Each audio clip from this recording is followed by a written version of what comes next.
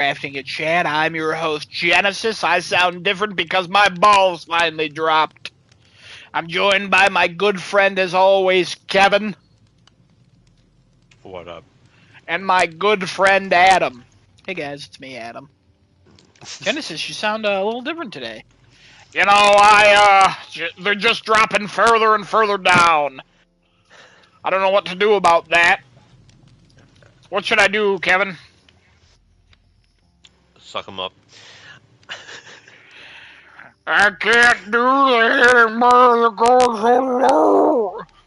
All right, that's as low as I can go. I can't really go any lower. Kevin, how are you today It's on this fine. beautiful I'm doing a really Thursday good. I got morning? a jam-packed episode for everybody. Well, Kevin, I'm glad it's jam packed. We're gonna hold off on starting though because if it's not obvious, and it's me, Adam, by the way. If it's not obvious, Genesis and Decinoto are not here. That's correct. Kind of rare for But, them to be a little late. Very rare. but, It's never happened before. Don't look at the past episodes. You no, probably no, no, won't. no, no, hold on, though. It's okay, It's okay. because we're good at this. Mm-hmm. Remember? Last Yeah, time, true. That's true. we failed real well. All right, We did. what news we got? What are we talking about? Kevin,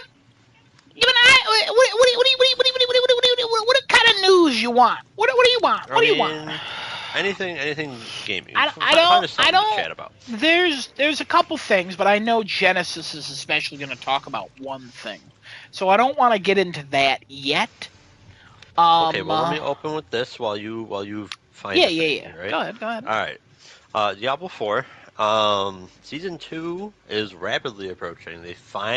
Blizzard finally put out dates for their 2 campfire chats that are going to happen before this thing launches. One of them is the 4th of October, which is tomorrow, I believe. Yep, tomorrow. And then the next one will be the 10th, I believe, with the season coming out on the 17th. So, this is more than likely not going to be anything to do an emergency podcast over, and if it is, I don't care. We'll wait.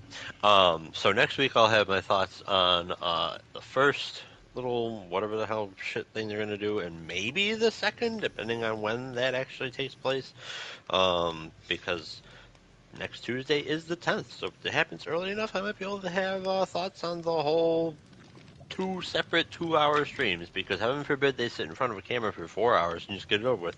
And yeah, that's that. Look forward to that. Patch Notes also might be one of those episodes. We'll see. All right, Kevin, I got one for you. All right, I'm ready. I don't know if you heard, Epic Games, they laid off a whopping 16% of their employees. Holy which shit. is around 900 people. Yeah, there's a lot of people. They disabled Slack for employees ahead of the news, and then laid them off. They will receive 6 months severance and health benefits. So not terrible. Not horrible, but man. It's also selling the music site Bandcamp. And Mediatonic was one of the hardest hit studios. The people that make Fall Guys. Yeah. Okay. They were hit so hard that somebody in their office used their logo to spell decimated. Wow. So they there's not like clear numbers, but right. At first rumors were that the entire studio was shuttered. But Jesus. No, it's a good chunk of them are gone. And they were just bought like 2-3 years ago. Yeah. So what I was gonna say, because you know more about marketing, financing, blah blah blah, law. Is it like possible for another company to swoop in and gobble this up real quick, put everybody back to work? So the game industry is kind of at a weird point right now where large companies are hemorrhaging people.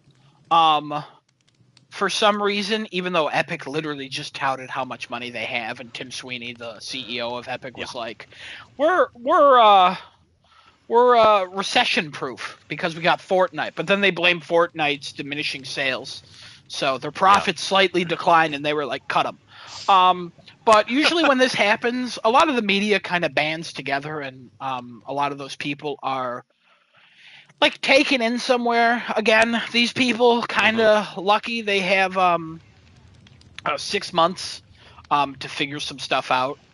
So Right. there's still a lot of opportunities in games. But right now the climate's kind of weird. There's been a lot of layoffs this year in video games. Yeah, there has. Because games now are this is a conversation that I think we should talk about eventually, but I just don't think we have enough information just because we're not in the industry and we don't really, none of us are game developers, so I don't want us all talking Right. out of our asses.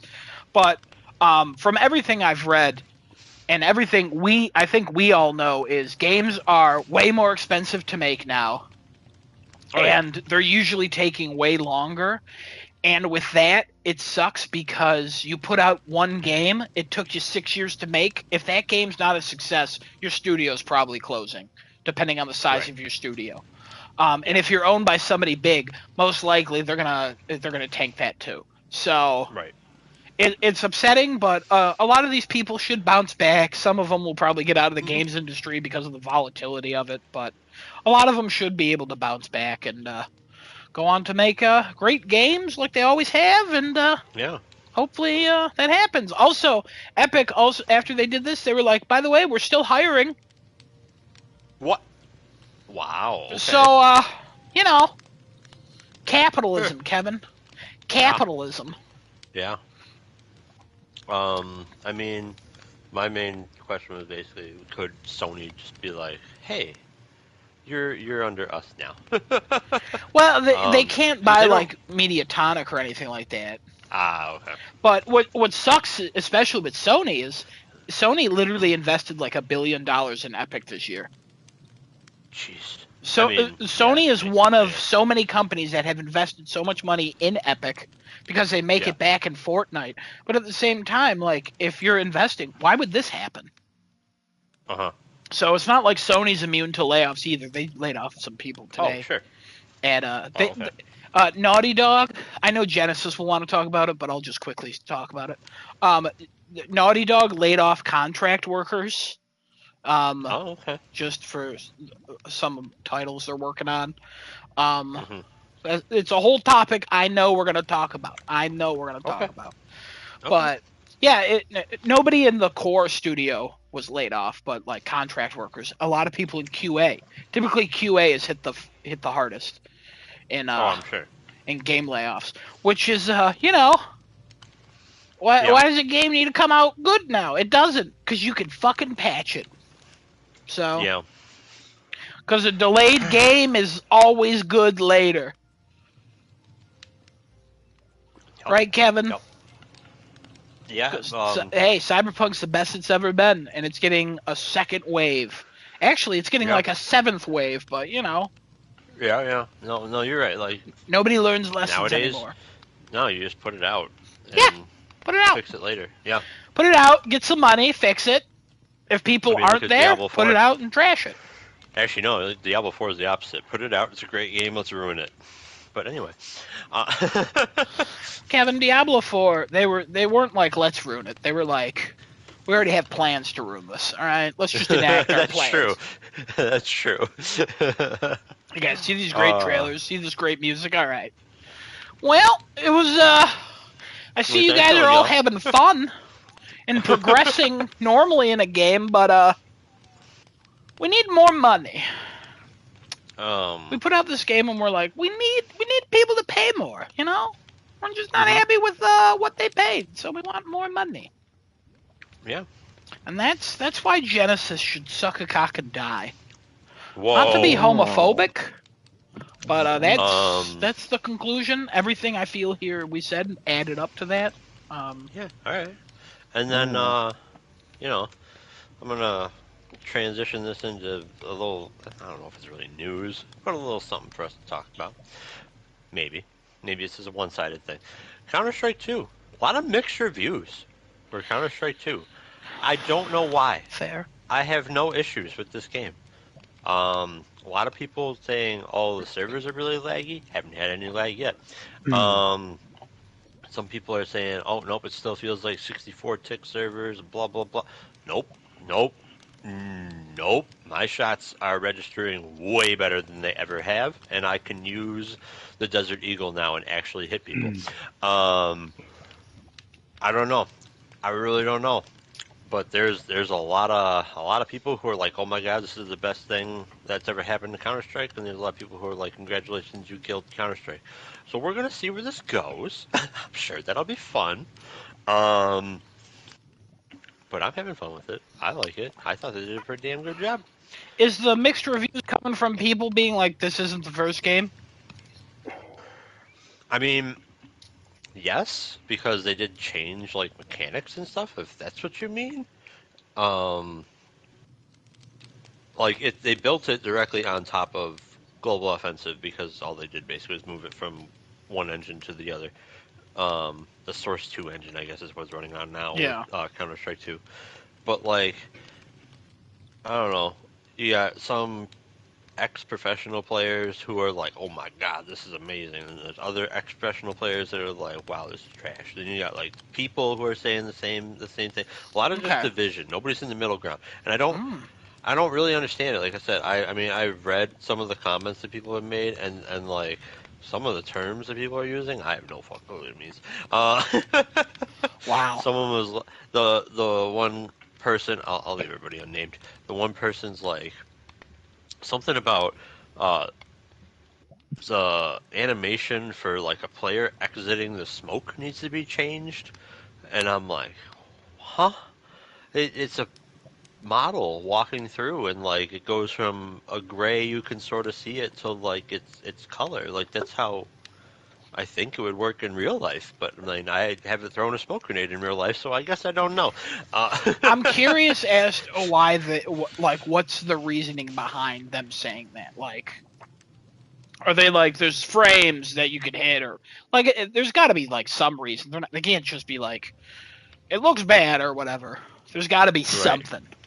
I'm sure there is, like at like old exploitation or something. Whatever. Oh, there's definitely some interesting bugs and things that have come out of it, but a possible lucrative bug has come out of this game as well. Lucrative for Valve, because very recently, if not today, a player's knife caught on fire. It actually caught on fire when a Molotov was thrown at like the right angle and whatnot, and so the knife's model was on fire. The player was not taking damage, just the model of the knife was on fire, and the community was like, "Can we have this?" Valve, please. Does it do anything, or it just looks cool? Nope, just looks cool, because like it's the Molotov flame animation now it's pretty cool. It's a little overdone, but like it's pretty cool, and I believe it was even like acting like a light source. Like I think it was actually on fire within the engine, just not doing damage. Wow, it looked that's pretty neat. I feel like they will. Valve usually listens, I'd say. Yeah. Especially with stuff like that, they're like, you want to spend? We can make that for money. Like, no issues with that. All right, well. Oh yeah. Well, Kevin, I feel like we talked enough. We killed enough time. All right. We killed enough time. That's the end of the podcast. Thank you for joining us. Yep. Now, I say we get into what you been playing, what you been doing, who you been playing with, what you been playing them with. Kevin, you go first. I've been playing a whole bunch of games actually. I was hoping to play X Defiant, but the frickin' test period was exactly when I was working. Rude. It was only a 6-hour test window, and I was working, so sad. Bastards. I played the beta for Wizard with a Gun. Can't talk about that. But we'll talk about it in the future. Okay. I play... What else did I play? God, I played so many things. I played Counter-Strike 2. Really fun. I thoroughly enjoy the game. I think they fixed a hell of a lot of stuff. Bullets register a lot better. The option for the crosshair to follow the recoil of the gun and like bounce around on the screen is actually not that distracting and quite informative. Then you got there's one major complaint I have for this game. All right, and it's a major complaint. Valve, what the fuck? In your audio options, there is no slider for sound effects. Zero. How the fuck? How do you release a game with no sound effects slider? It's only the master volume, and then there's like all this other volume shit for like main menu music, voice over IP volume, the MVP music, the round end music, the 10 seconds left on the bomb music, this music, that. There's no sound effects to make gunshots louder, so I have to like turn up the entirety of the game where your music is absolutely obnoxiously loud to potentially hear gunshots and footsteps. But also, are you aware that your game takes place in like a 50 foot by 50 foot square most of the time? Well, the moment somebody's like 10 feet away, their gunshots sound like they're like 5 streets down. Like, this isn't a battle royale. You don't have to like make guns that much quieter. I don't understand. The sounds in this game are confusing as all hell. I hope they completely revamp it again because they did a bad job. But other than that, the game is great. And there you go. Boggles my mind. There's no sound. I looked through the options. I don't know how many times. No sound effects slider. Real weird. That's weird. Yeah. Played Remnant 2 with Genesis, of course. 1 trophy away from the platinum. I'm real excited about that.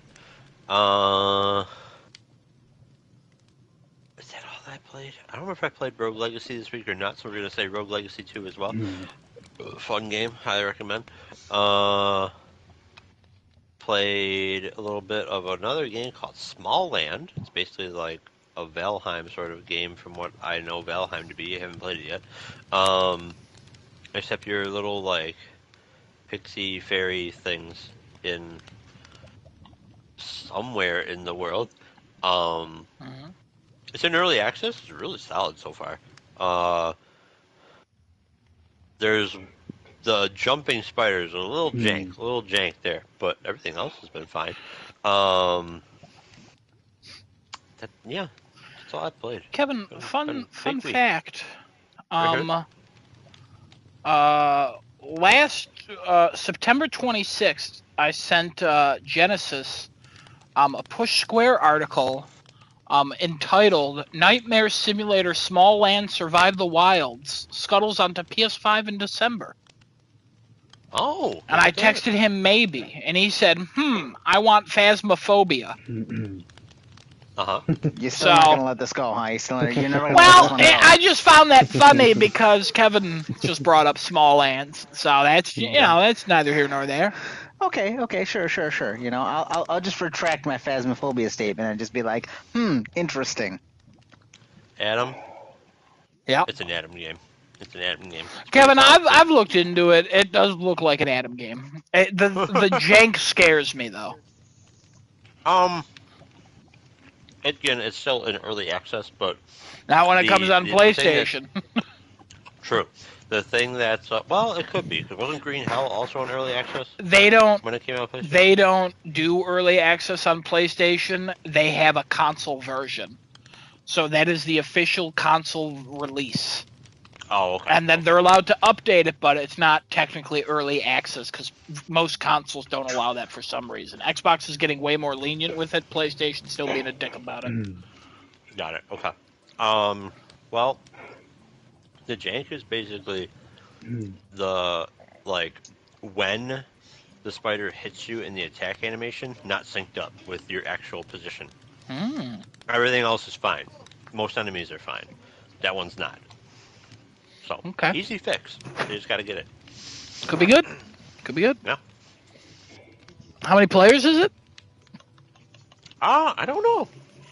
Me and Marie were playing it, so at least 2. No, I do know. On PC, the when you make like an online game and you make a world, you do it kind of like a Minecraft or Terraria, where you make like the world that you're going to play in for the online play, and the server capacities were 10. Ah. So. There you go. Interesting. Interesting. All right. What are we calling him this week? Charcuterie. Charcuterie. Okay. I feel like we used that one, but I don't care enough.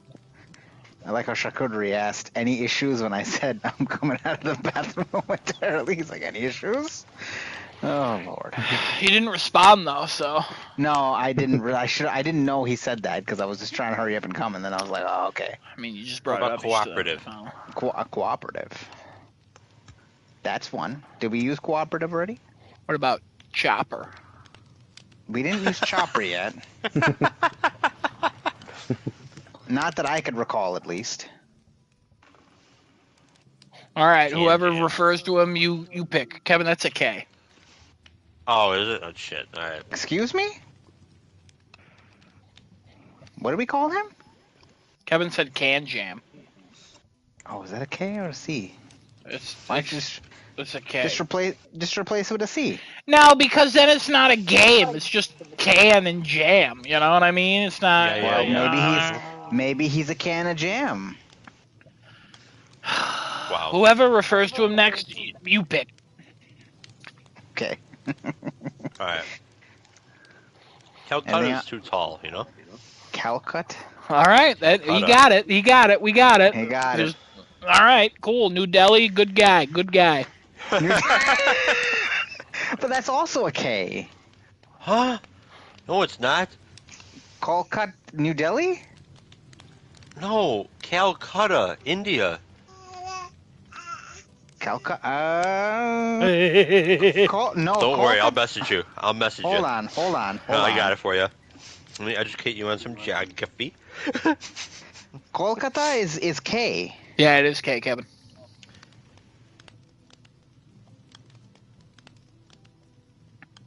No, it's Listen, not Kolkata. That's something else. what are you saying? Oh, that's how you actually... I have never seen it written that way. Kevin, honestly, I knew what you were saying, and then I was Formerly like, oh, is it? Calcutta. Yeah, Formerly Calcutta. My bad. It was changed. there you go. Right from Wikipedia. So I'm not wrong. Kolkata. That's just not Official what it name is until anymore. 2001. Then they were like 9/11. No, thank you, Kolkata. Kolkata. All right, well... Well, we can No. change that to a C. We're No, changing it say- back. Oh my God! Say it properly, you son of a bitch. Say what Whoa. properly? Properly? Are you Never talking about the Properly It's- brothers? The Properly Brothers. Where are they nowadays? Are they still doing HGTV? Yeah, they still got a show. Got it. All right. I apologize. Let's move on. No, that's fine. Who already went for talking about what they did this week? I'm Gavin sorry, I did. apologize. Okay, cool. I'll go next. I played Remnant Comes 2 in here with late, my. takes over, you know? Okay, listen. I mean, I mean, he's allowed to do that. I got Oh, no that's fair, arguments. that's fair. Yeah, all right. played Remnant 2 with my good buddy Kevin. I have 3 trophies left. He What? has 1. So I have the aberrations. I gotta do Oh, Leto you gotta Stash. go to that room. Yeah. Leto Stash, and then I also have to do the you defeat a boss without dying. You got this, I believe. Yeah. Oh yeah. I just gotta get. Listen, my world is so low leveled compared to ours. The world Yeah, that the I'm moment in. you walk somewhere else, it's probably gonna be 21. You're wrecked. Is that the case? Is that how it's gonna be? I think it scales off of, like your level, quote, quote, out of like what your top 2, oh my god, archetypes are leveled up to. I would. Okay, interesting. I'll have to double check that. I If could it be does, wrong. then I'm still screwed regardless. But okay. I don't know about screwed, but okay.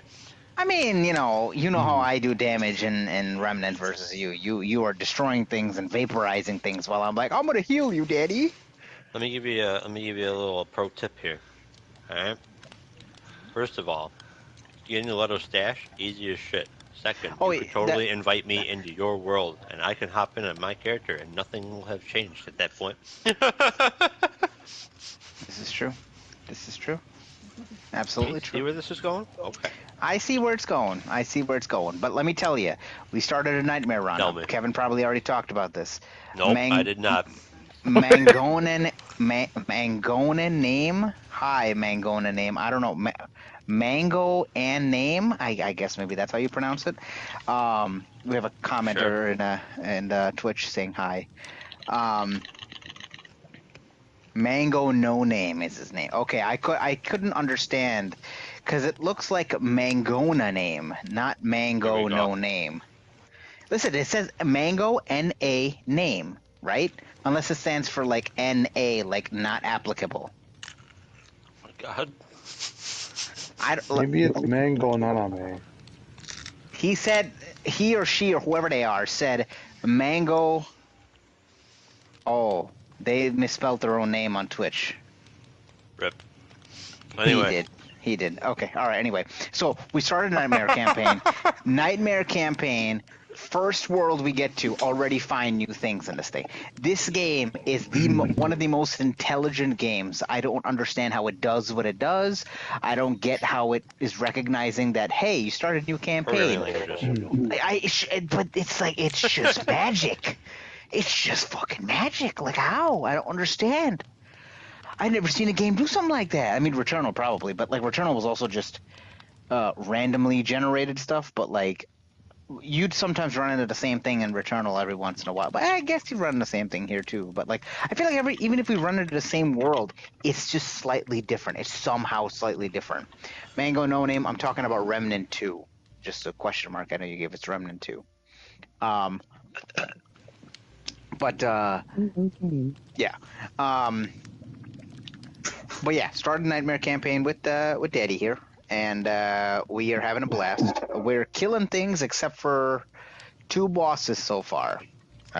This stupid poison shoots dead bodies, staff teeth looking dude, and then the other guy. I don't know who were we fighting last. Oh yeah, the Night Weaver. Yeah, that stupid bitch. Whoa. Yeah, she is. No, she's a bitch. But yeah, we're having fun in that. I started back up Sonic Frontiers for the new Final Horizon update. I did stream that on my YouTube channel for about 3 hours. That was interesting. Listen, Sonic Team, I appreciate the free update. The free update's fantastic. You didn't charge nobody for it. Name of the channel is actually my first name and last name. In real life. I will link the name of the channel in the Twitch comments afterwards. Also, I'll link it in the Twitch comments, sure. No worries. My problem with the DLC right now, I've only played with one character. It's Amy that you first start out with in the DLC. It is a vast, stark difference on how she moves compared to Sonic. I realize it is going to be different, but the amount of height you get when you jump, you feel way more floaty than Sonic. They also like fixed Sonic. I haven't played since I beat the game, so I skipped update 1 and 2, and then this is the 3rd one. So they did so many subtle little tweaks to how he runs, how he jumps. I gotta give them kudos for basically like continuing so much development on this game after the fact. And I mean, with the way this game sold, there's gonna be a Sonic Frontiers 2. It's so different playing with Amy versus Sonic. It's just a completely different character. Even though like she's meant to run and has a spin dash and kind of tries to mimic Sonic in that way, it's just a totally different kind of. She has a hammer. She's got melee attacks. She's got like a hover thing where she could like hover down with her cards or fortune telling cards. And she's got a quadruple jump if you smash the ground first, then double jump, and then go up with one more with the fortune telling jump and all that. I have heard a lot of complaints given the stages for Sonic that they're absolutely mind-boggling difficulty spikes when you go to those stages. So I don't know. I'm gonna see when I get to one of the stages. The action chains are kind of annoying, I will admit, because you have to consistently just keep moving for about 30 seconds and rack up as many movement points as you possibly can. You got to vary your movement, meaning you got to run, jump, grind, do some acrobatic tricks, kill some enemies, spin dash, double jump, I don't know, ground pound, whatever you can do. Just keep varying your attacks to keep your combo meter going. And then the enemies have not changed yet, but they look like they're getting variations to them. I fought a Master Ninja Plus as to one of the is one of the, like, I guess, smaller bosses that are in the game. Could not take that thing down with Amy. She cannot fight against something like that. She doesn't move as fast as Sonic, meaning like dodging and the vast amount of skills that Sonic does have, but she's got a ton of skills as well. They're not very combative skills. They're more like traversal and things like that for her, which is weird. I don't know. Also was playing Final Fantasy 16. I am almost to the end, I believe.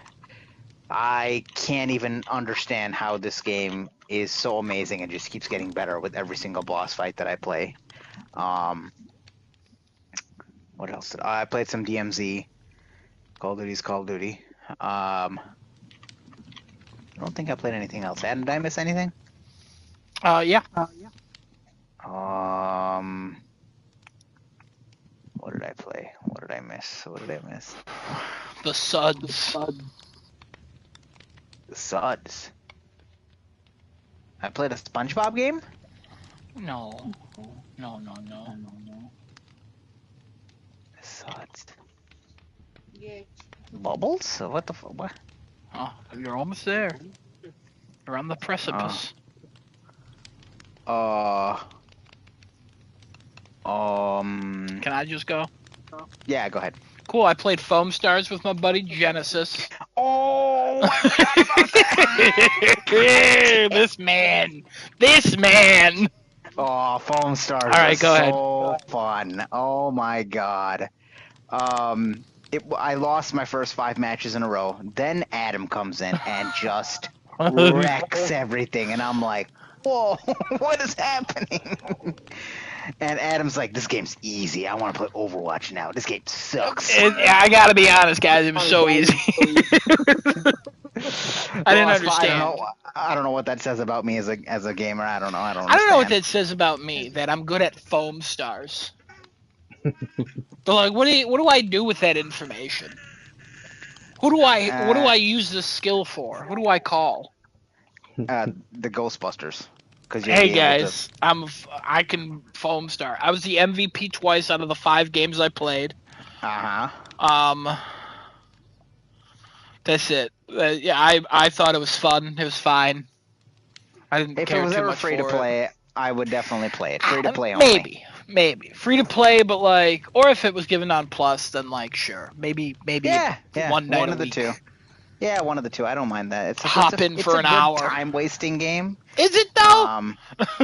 Yeah, I think so. I mean, we only played two different game modes. One of them was vastly superior to that one, though.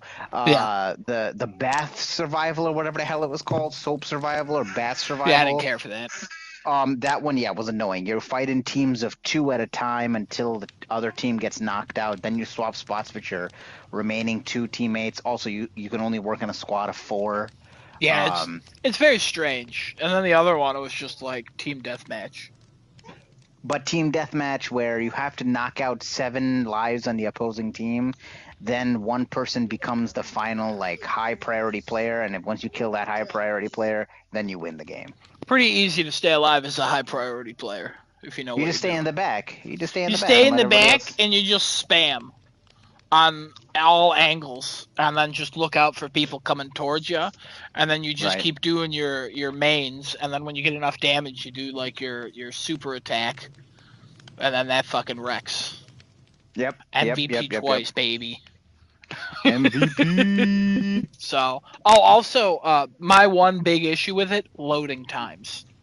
Oh yes, I would say that loading time is atrocious in that game. I mean, we're in the era of PlayStation 5. I don't want to say atrocious, but like, Oh no, it's atrocious. The first nah, game I couldn't even load into it. It just took so long, and then it ended up erroring out. in the matches we did for us, the matchmaking, it takes about, I don't know, 20 seconds to get in, and then there's a countdown clock of like 15 seconds. So then you're waiting for that, and it's like, I got a life to live. I don't need to be here. Like, we don't need 20 seconds to pick our skins. Everyone's already picked them within 4 minutes, and if you haven't, guess what? You get a fucking skin and you're going in automatically. Like, what is this? So, The characters didn't are care all for that. vastly different in what they play as. Yeah, I tried seems every to be- single one, and then I was like, I tried every single one for like 5 seconds. And then I was Yeah, like, found it. Yeah, the Valkyrie looking girl. That's who you Yep. chose. Easy. So, Hell yeah. but yeah, Foam Stars with the boy. So yeah, I don't recommend it. I'm not against it. It's better than the dinosaur thing that Desinoto and I played. Oh, it was better. You thought it was better than Exoprimal? Yes. I mean, just as a game overall, it was better than Exoprimal. As much Got fun as Desinoto and I had in Exoprimal, that game wasn't the best. I did play Exoprimal longer, but I played less games. Yeah. So, because I think we only played like 3 or 4 in that, Mm-hmm. or 3.5 because we got kicked from 'Cause one. we or had something. trouble like actually getting into a lobby together or something. Yeah. Yeah, there was a couple then- issues with that one. Yeah. Got it. But yeah, no, I mean overall, I think we have Splatoon at home. If you wanted I to play saw, Splatoon, play this. It's weird. I saw a headline come out this morning or the day before saying that how people who beta tested Foam Stars was like, this is different. This is not Splatoon. This is different. I mean, it's quite definitely different not than Splatoon. Splatoon's, I would say, quicker. And you're a bunch of squid kids. And you're there's a couple paint things. instead of bubbles. It's colors, all right. It's colors. It's paint, Yeah, is it not? Yeah, Or is they're it colors. It's colors. Each one, Alright. and what I'm saying is like it doesn't matter what the actual thing is. It's not a bullet. It's colors. Wait You don't a even minute. kill Are they anybody. pissing out their colors? I'm just saying they're colors. Don't look into it. They're inking. They're squid kids. Don't look at it. Don't think Okay. about it. Okay. They're squid like kids. What do squids do? They make ink. Daddy, we're gonna go get Splatoon and we're gonna ink each other, okay? Absolutely not. I am not here for that. Shit. Kevin is not here Man. for the Squid Kid ink. All right.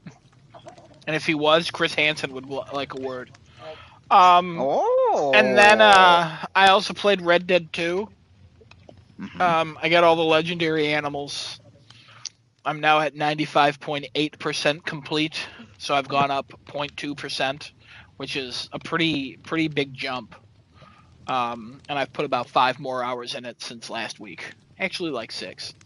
So, Progresso. I did it. Wahoo. In regards to what I've watched, I watched all of I Think You Should Leave. The Tim Robinson show. It's very funny. Highly recommend. It's on Netflix. 3 seasons. They're only like 15 minutes. 6 episodes per season. I watched the movie Reptile that came to Netflix on Friday. I watched that recently. That was pretty good. A lot of twists and turns. The ending's a little unsatisfactory, but still recommend overall. Desinoto, it's right up your alley. I did see that on the Netflix. Yeah. recommended thing. I was Benicio watching del it, Toro, Alicia Silverstone, and Justin Timberlake. So, Justin Timberlake. yeah, Justin Timberlake. Wow. Alpha Dog himself. Didn't know he's a movie man. Yeah, he's been in like Friends with Benefits, and then Still a Alpha movie Dog, man. and then he was in Social Network. Hmm. So he's been in some stuff. But yeah, no, he's not a terrible actor. I wouldn't say I wouldn't cast him. I don't think. But no, in Yeah, this I one I thought wouldn't. he was good, but he's not in it like a lot. He's in it enough, Okay. but his performance That's is fine. satisfactory. That's good enough. Yeah, overall I would say he did a good job. Yeah. But Benicio del Toro's great in it. Alicia Silverstone's great. Everybody else is great. Just a dark movie overall. Kind of reminded me of True Detective a little bit. Mm. Not as good as True Detective because True Detective, especially season one, is top tier television. But yeah, that's all I've watched and played. Loki premiere review next week, so stay tuned for that. So, Genesis, you gonna join me for that one? Great, he's eating his children. All right, Destinato, what'd you play? What'd you watch? Oh boy. Were you talking to me? Yeah, I was. I always do when you walk away. I'm sorry. What did you say? I apologize. I Oh, walked away I 2 just seconds said ago. Loki premiere review next week. Oh yeah. Okay, I'll be on that one. Yes. Yeah, you got to finish Secret Invasion though if you want to be on my topic. All right. I'll finish Secret Invasion and I'll watch Loki and we'll be on the topic together. Don't even worry about it. We got it. Okay, I'm trusting you. Yeah, trust me. Don't worry about it. Trust me blindly I- with your eyes closed. I just got to hear your reaction to the ending of that. Trust me blindly with Kevin? your eyes closed. Kevin, Don't look into it. Don't look into Kevin? it. Don't Kevin? look into it. I'm not opening my eyes ever again until next Tuesday. All right, which sucks because what is this guy's name? Who? That one guy. Mango No Name? No, the one guy we always refer to. What did we name him this week? Colcut? I feel like we did not settle on that. Kevin, it was your name. Cold cut. Kolkata? No, it was not that. We moved on from that. Yeah, we moved on from that. I Quark. don't think I came up with anything. Calf string. Oh, there was definitely something said. So, anyways, Casey said, just sent me a text, but I can't just- read it. wow. I like that one. I can't believe we're calling him that. That's crazy. That's That's a slur. good one, right? What guy would be named Casey? I only have met women named Casey. That's a slur. What? Except the one radio host, Casey Kasem. Kevin just goes, what? Oh, God. Anyway, Desinoto, what'd you Okay, play? cool. What'd you watch? What are we talking about now? Slurs. No, I. Desinoto, what'd you play? Oh, Genesis, remind me after the podcast to tell you a joke I made up before. Oh, yeah, sure. Thank you. Hey, Slur, where'd you walk off to? Come back here. Yeah, look right at me. Look right at me. I want you to look deep into my goddamn soul, you slur. Kevin, get back to your chair. Desinoto, speak. That's another. What'd you do? What'd you play? What'd you eat? What'd you smell? What'd you see? What'd you do? Where'd you go? That's too long of a list. Oh, okay, sorry. What'd you do? I did plenty of things. What'd you play? What'd you watch? Jesus Christ. I I played some more RE4. There you go. I don't know if I had finished my Separate Ways run last week. I think it was like late last week. If it wasn't during the Yeah, I podcast. don't think it was before the podcast. Okay, yeah. So I did. I finished my hardcore run. About 8 hours. Took me just chilling, taking my time, enjoying this wonderful chunk of DLC we got for $10. Are you enjoying the DLC or are you enjoying what's in the DLC? Meaning, I'm you're enjoying playing everything regarding the DLC. the voluptuous DLC, is it not? Oh yes. Ah, yes. All the beautiful costumes, accessories we got. Are you accessorizing well? Oh yes. Oh, yes. Accessorizing everything. Oh. Yeah. Ada Wong's too good. I accessorize daddy. Oh.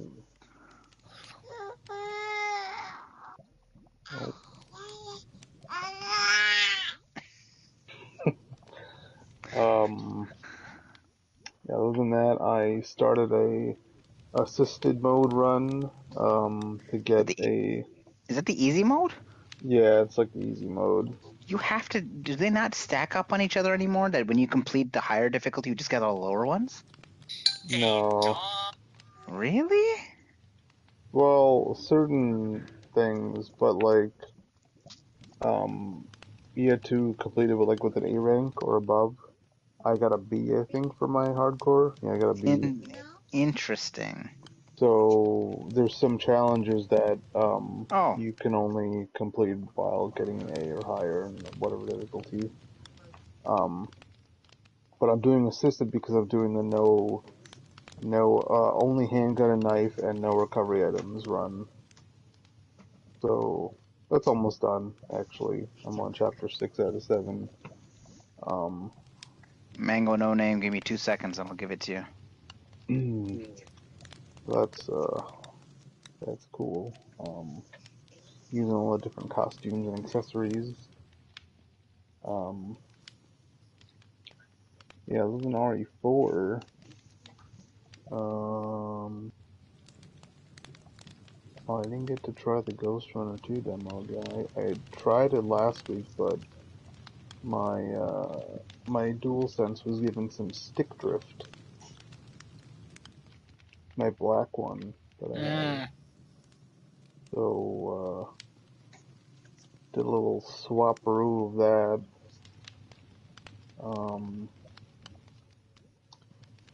And I watched a few things. What'd you watch? One very, very good show on Netflix. I feel like Adam might be interested. You probably saw it on there. It's called Song of the Bandits. Mm-hmm.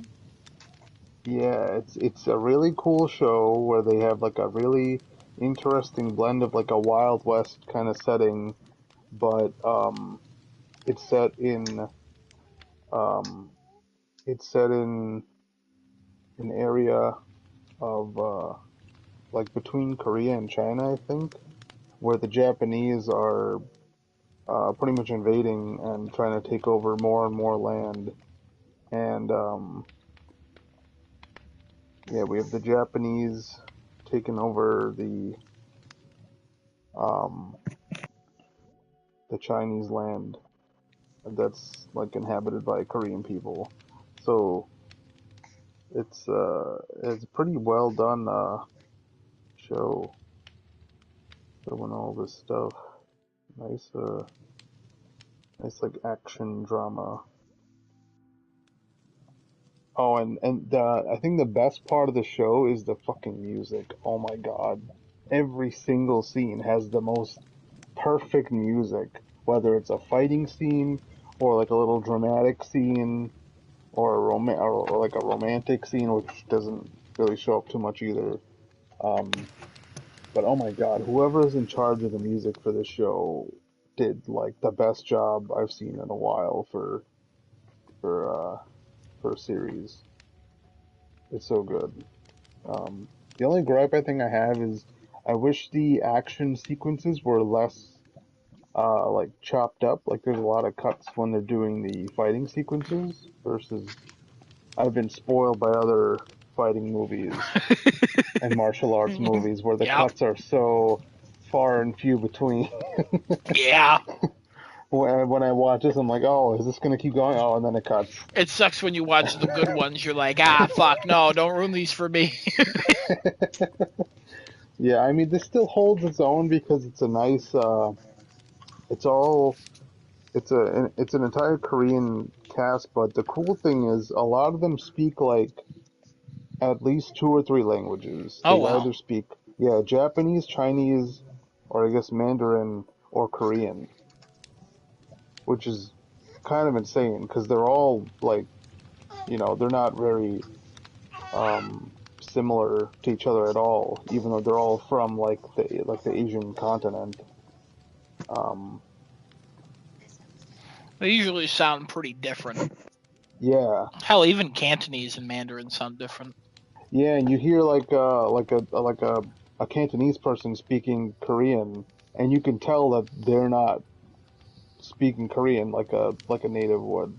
Oh yeah. But they all speak it so well Hmm. because there's a lot of Japanese people or Japanese speaking people who are acting, and then there's a lot of Koreans who are acting, but then the Koreans start speaking Japanese randomly because they were kind of forced to learn that language in the show Hmm. because they were overtaken by the Japanese, and a lot of the Korean people ended up joining the Japanese military against their will, kind of as an ultimatum if they wanted to actually get something or die, right? Mango No Name, thank you for the sub. We appreciate it. Thank you for Oh, the wow. follow and the sub Yeah. on Twitch. Wow, sub. Good for you. Because I feel like the Japanese invasion of Korea isn't really like talked about that much. I've only seen like one other movie. I mean, Japan kind of hid a lot of their history of when they Yeah, did and bad it's things. so like they've done such bad fucking things, and I feel like Yeah. nobody even knows about it. Yeah, I there's didn't know a whole lot about it. Like, yeah, they did a lot of oh bad my things for a lot of God, yeah. There was the other movie is called The Battleship Island. I don't know if you've seen that. I have not seen that. Oh man, A that's a battleship. movie that's also like kind of hard to watch because of the blatant torture and like because the okay so that movie was pretty much the Koreans getting shipped off to a Japanese labor camp on an island and you couldn't get off and they were forced to do all the work that the Japanese thought of like mining or um just like I don't know what other stuff you do in a labor camp but like really gruesome uh Labor intensive. yeah, like that. Oh my God, that movie was pretty gruesome too. I think that's also on Netflix. It came out in 2017. But yeah, I mean, I watched the trailer and added the show to my list, by the way, oh yes, because it looked pretty good. it's a It looked pretty pretty good. CGI heavy, which was kind There of are weird. some shots. There are not a whole lot, but there are a few shots where they'll show like a bullet zooming past somebody or an arrow zooming past Yeah, somebody. that's exactly what was being shown in the Yeah. trailer. Otherwise, it's pretty solid. Like they'll be riding on horses and they'll be shooting or there'll be people fighting with swords and guns and Hey, nothing's ever all going this to be the stuff. cheapest movie I've ever seen. That one you told me to watch that people were like, it's like The Raid, Oh, the where I I forgot paid the name of it, 99 but cents for it. And I was like, the action's not like the best, but also like I see what people are talking about. yeah. And it's classic like blood splatter.png. Hmm. So don't worry. I'm okay with bad CGI as long as it doesn't throw the movie off Yeah, or TV it's show. also not even too bad. I think there was only No, like it one looked or two good from shots the that I trailer. saw were not so good, but the rest of them were pretty believable. Um, Yeah, there's some a little bit of slow-mo shots here and there when the uh when the old general's doing some jumping Mm. arrow shot Yeah, sideways. I saw. I did see the picture of that. So Yeah, but the characters are all really cool too. They're all like pretty well fleshed out, I think. Like each of them have their own unique qualities as you learn more about them. Um and they go to a lot of different well,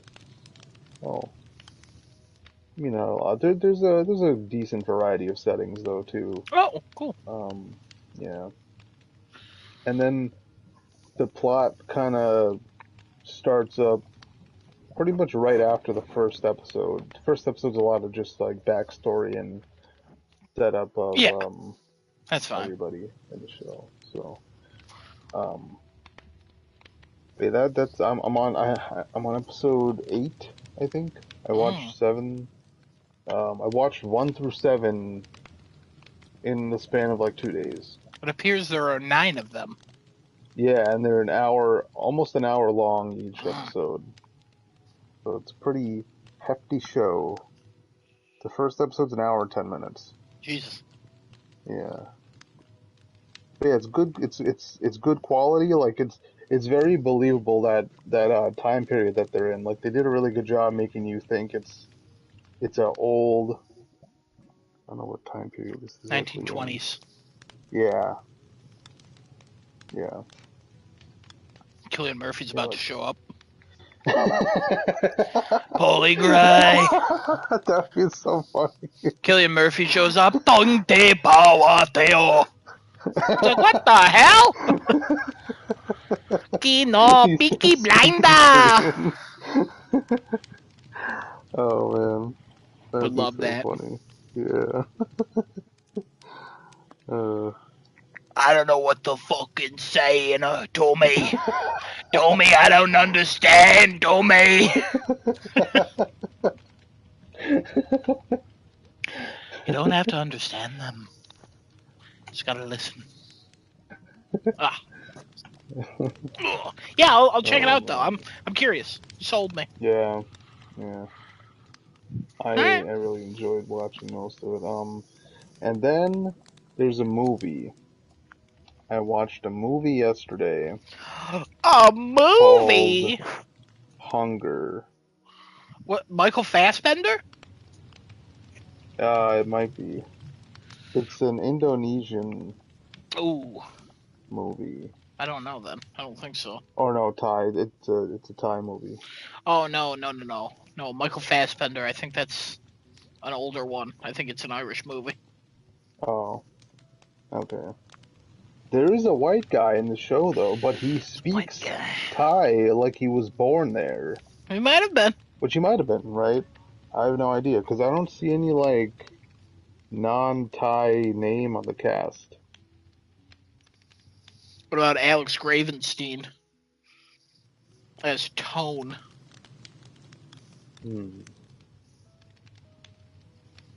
It's about food. Oh yeah, it's all about food. It's all about the cooking. It's all about the social and economic disparity between the poor and the rich, and how they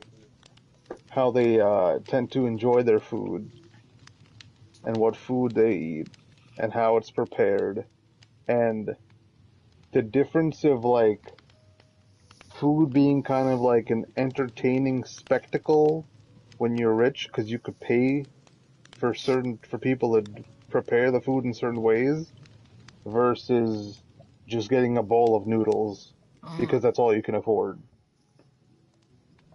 And oh man, the main character is a girl. I think she's probably like 20s, maybe. And she works in her family's noodle shop, which is just some random noodle shop on the street where everybody comes to eat. And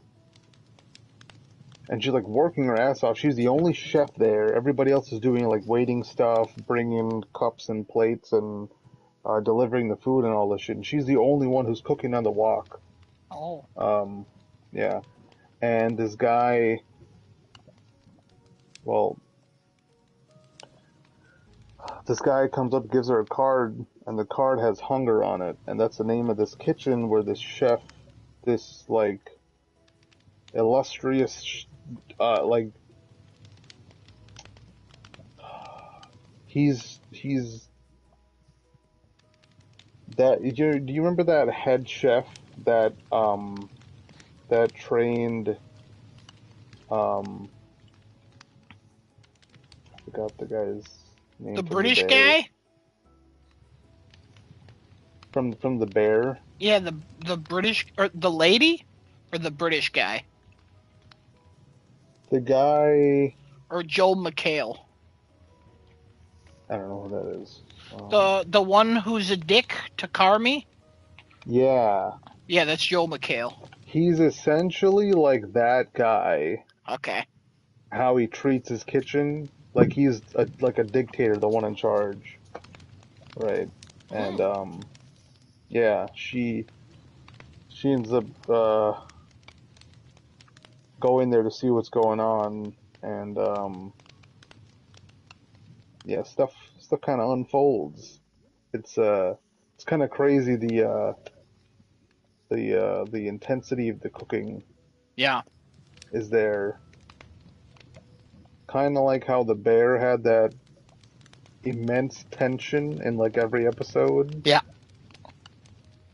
Except this is just a movie, and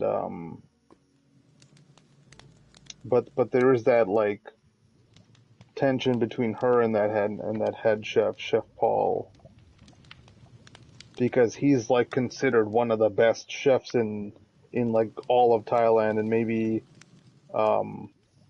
like maybe the rest of the world too, because people pay him a ton of money to come to their place and cook for them, Wow. and make like these really weird and extravagant spectacle dishes. Some of it's really like nasty looking, the way the way that people eat the food.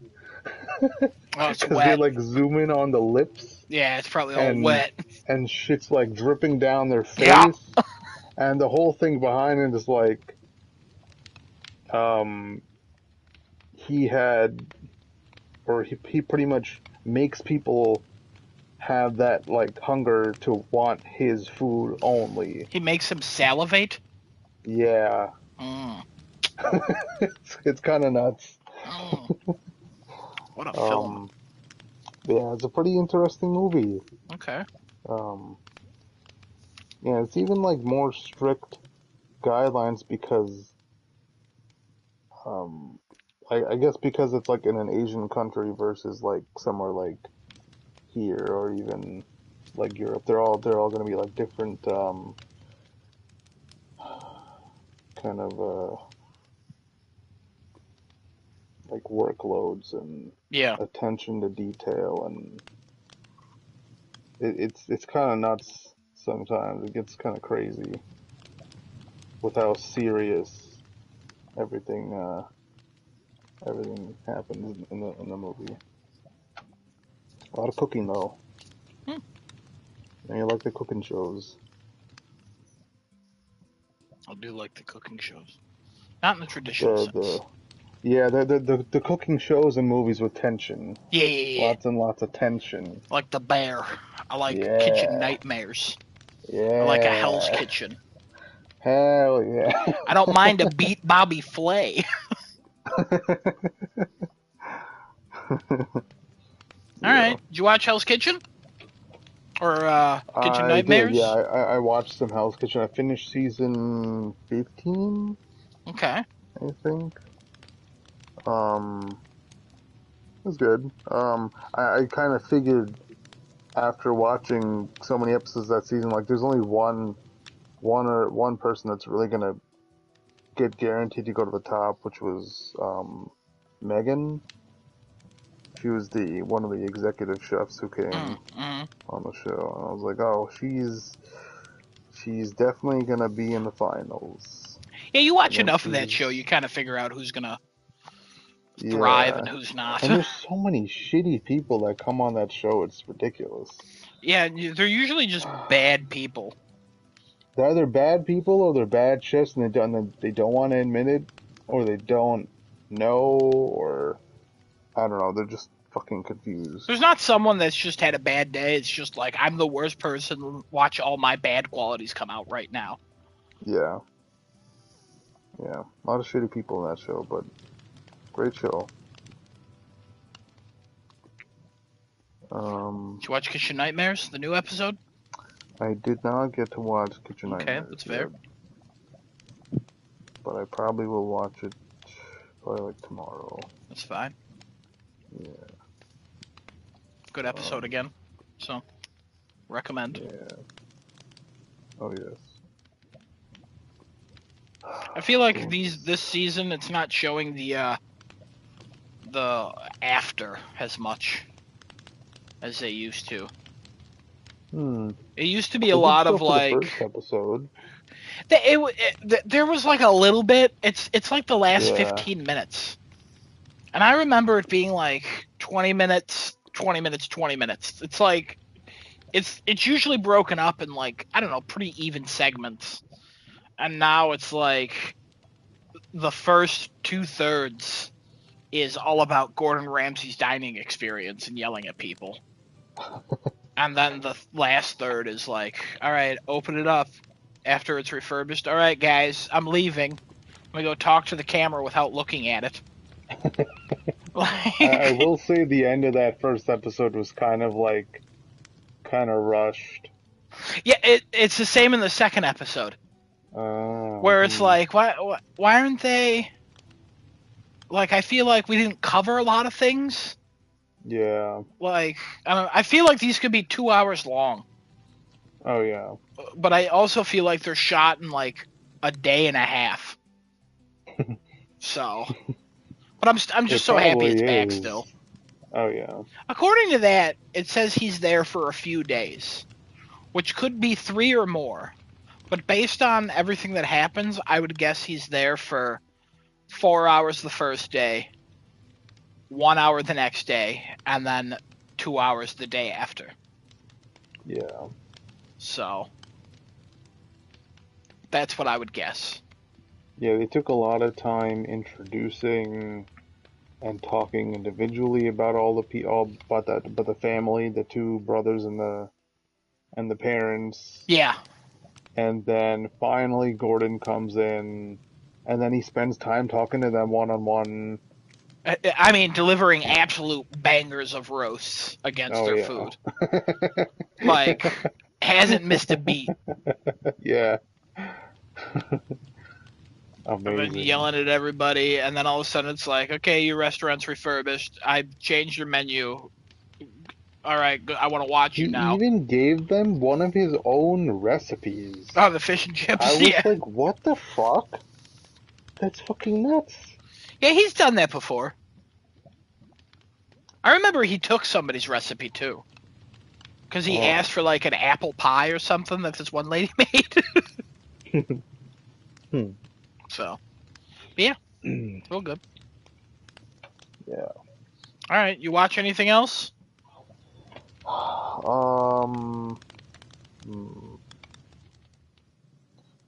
see here. I forgot I started watching Love is Blind, the newest season. Don't judge me. I'm not gonna judge you. How do you think Love is Blind is for the new season? Are you watching it? I'm not. I'm gonna probably end up watching it. We've seen all the seasons so far, and people are just getting more and more shallow. I mean, what do you mean by that? So, okay, the people in the show from season 1 till 4, right? 4 being probably some of the worst. 4 had some of the worst people. Oh my God, some of the most stupidest, and you could clearly see some of that shit was so scripted by the producers. Like the thing is, it's not too much. The producers do interfere. I mean, it's a reality show. Every reality show is scripted in a way, but a lot of it they don't get the shot, so then they have them reenact parts, and it's clear that it's being reenacted. And then there's other parts where they have to, like, ADR, like, dialogue in, and it's like, they clearly didn't say that just now. So it's a little weird there, but once you get past that, it's an entertaining enough show. I will say, I did watch a lot of Season 4, and Season 4 has, like, some of the worst guys I've ever seen in my entire life. It was a brown guy. He was fucking trash. He was trash. He was a trash man. That was from season 3. Was that season 3? Dude, that was season 3 because he was with the girl who he was like, oh, she reminds him of my aunt. And there's no sexual tension, and it's hard for me to do this. And I'm he's like, I love her, like, in a normal way because, like, she's this amazing girl and all, but, like, that's just, I'm like, are you for real, bro? Why are you giving us brown dudes this shit ass rep? Like, dude, this is not who we are. Like, he no, sucked. Stop. He sucked. Everybody oh my God, the reunion happened and everybody dogpiling. See, I don't watch the reunions. You should. They are actually raw, like, good, because they don't have any producer interference in them, and you'll see the hosts like the what's his name? Nick Lachey. Yeah, and his second wife or whatever. Yeah. She, they will get these genuine ass reactions out of the the contestants, because there'll be things that go on and both of them are just wide eyed like, oh. Like, oh, we ain't supposed to. Oh shit. Oh fuck. We weren't supposed to I say will this. say, oh god. There are things in this season that are like, this has never happened on Love Is Blind. And it's fucking wild to watch. I will say, there are not a lot of couples left. Really? Yeah, it is slim pickings. And because last season it was what, six couples, I think, seven. Yeah, and I think only 2 or 3 said yes. If that, I don't even remember.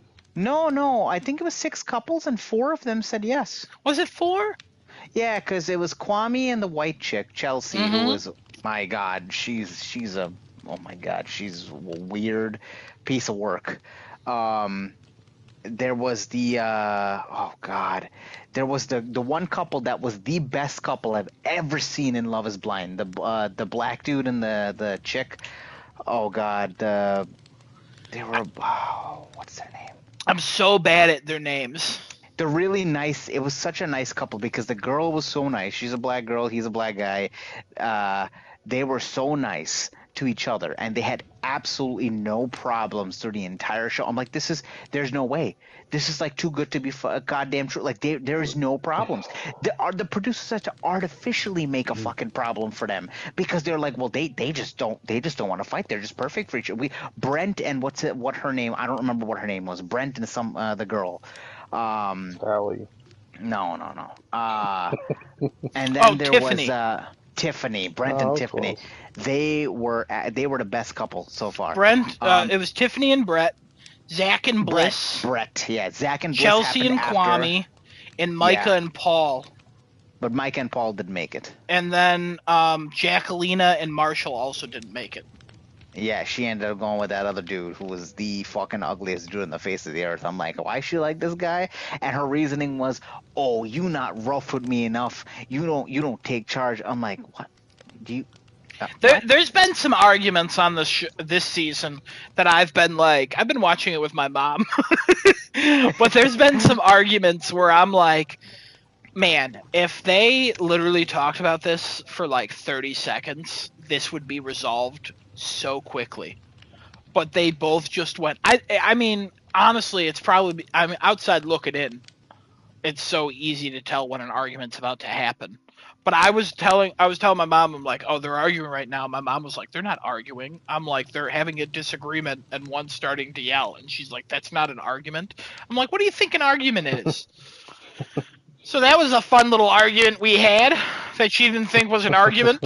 But anyways, yeah, just watching these, it's just like, people are dumb.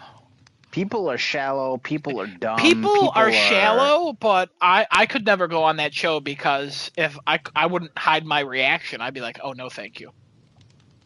I'd be like, oh, I didn't mean to get engaged to you. If you remember season 3 with the guy and the girl who had the giant age gap, I feel like his name was Barista, but it's not Barista. It's Bartise. No, Bartise. Bartise. Yeah, there you go. It was like, it sounded like Barista in my head, and I was like, yeah. He is an absolute scumbag as well. Yeah, he was trash. And the girl was actually stupid as fuck. She's dumb as hell because she went in saying, I'm not into younger guys and I've been through that and it's a problem and this and that. Then she meets this dude and she sees that he's younger than her, and instead of being the old, more mature person and saying, hey, you know what? I made a mistake, obviously, because I didn't know, or I guess she could have asked his age in the pods. She could have been how old. I was asking my mom because I'm still kind of relatively new. I would only pop in with the other season. This one, I'm actually sitting down and watching the whole thing. But I don't know if they're allowed to talk about certain things. So you can ask somebody what you look like, what your hobbies are, like what ethnicity you are. They can ask all that. In the previous seasons, they've Oh. asked like age. They've known each other's ages. It's weird Uh, because they edit a lot of that out. They do. They do it because they don't want the audience to feel like that they know that much about each other. It essentially just makes this thing of suspense for when they actually see each other. It's a lot of artificial just like hype from the I mean, producers, 'cause yeah, there's you a look- few of them who are like, the spark faded right after we got out of the pods. Also, if you don't know what the show is, it's like people go on this basically blind dates, not seeing each other, and just interact over and over. Then you pick your top people, and you just talk through a wall or like a Mhm. glass thing. and you have to what is it, propose 10 to them through days? that wall. Yeah, you get 10 days to talk to that person. 10 then days, understand if you want get to propose you get to some them. dates, and then you pick your top, and then you keep going, and then you build such a connection. Typically, the guy proposes. One time, a lady proposed. Yeah, And there was then one once lady you who proposed. propose, you get ready and you meet up. And clearly, if the other one says yes, and you meet up, and you see each other for the first time, and usually they like smile and kiss, and then afterwards you realize that the other one didn't like how the other one looked, or like one's very happy. There's one on this season where he walked out and he was like, "Oh!" He literally made a sound, and he was clearly so happy with how this woman looked. And she was not. That was that Russian girl and that Zach. that was that too. I Yep, love yep. watching that because it's like that was so cringe. That was just it made my oh, skin dude, crawl watching that there's one. this one dude has no idea how to kiss.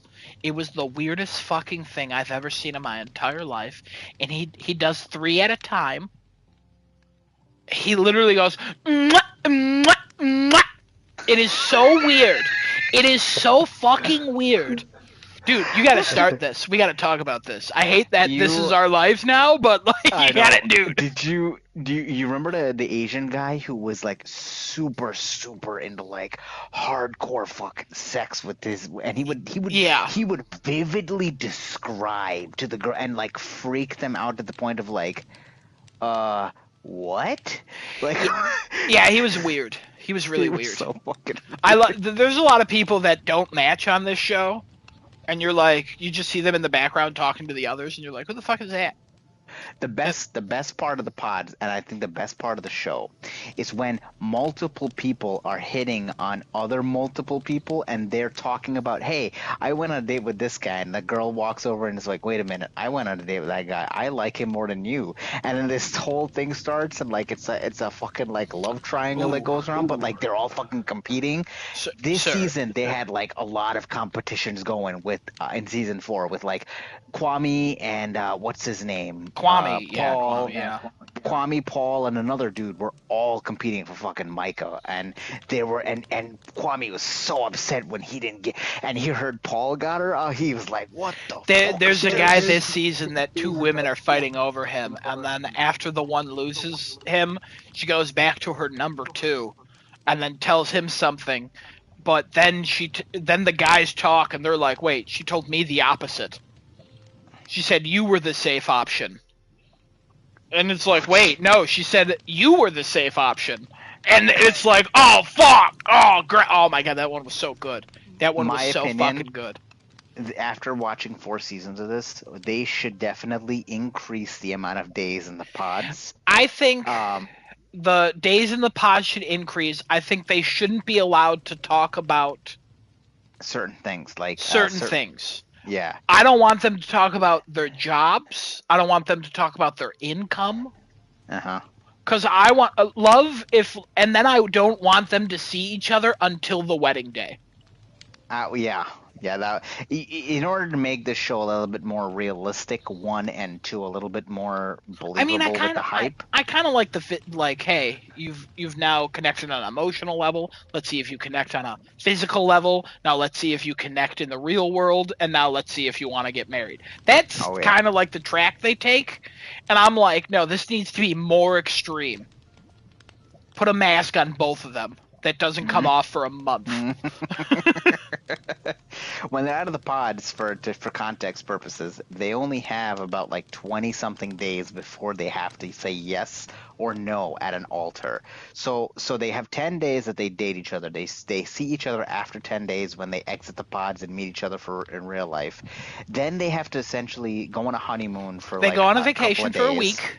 Yep. Then they come back. They have 20 something days. It's to 3 be weeks. Able to, okay, so It's 21 days. After they get out of the pod, I think it's like 3.5 weeks. Yeah. But so yeah. they have to incorporate family, their job, and essentially everyday life into this relationship of engagement, essentially. And they have to decide whether they want to continue through with this, and they have to then present an answer at the altar, yes or no. Do you believe love is blind, and do you want to end up marrying this person? Yeah. I so far, I think with all the seasons combined, because season 1 was the best season because I think almost all the couples said yes. Some of them are still, I think 1 or 2 of them are still married. Yes, only from season 1. Season 2 was a train wreck because I don't think anybody from that is left married. I think only 1 is. And then season 3, everybody broke up. Yeah, yeah, that one. No, there was so much cheating going on. Yeah, and then season 4, I know the reunion episode got criticized a lot because the one host lady got super drunk and a lot of questions were not asked correctly. That, and they were supposed to have it live, and it never showed up live because there was a bunch of problems. Yeah, it broke, and then they delayed it, and then it broke again, and then because everybody was trying to watch it at once, and Netflix wasn't built for live, and people are like, "Why the fuck are you trying to be live? Just fucking upload it." Mm-hmm. But yeah, no, we're on we just finished Meet the Parents week. Oh, so Jesus. This Wednesday, I think it's Marriage Week, and then reunions next week. Oh wow, that's fast. It's no, this season's getting through it. I mean, I might be wrong, but I'm pretty sure that's what's going on. Okay. Maybe there's 3 weeks left, but yeah, I'd say hop on it. I'll catch up with that, and you and I will have a Love Is Blind session next week of the podcast. Yeah. So you got to catch up. Secret Invasion, Loki, Love Is Blind, season 5.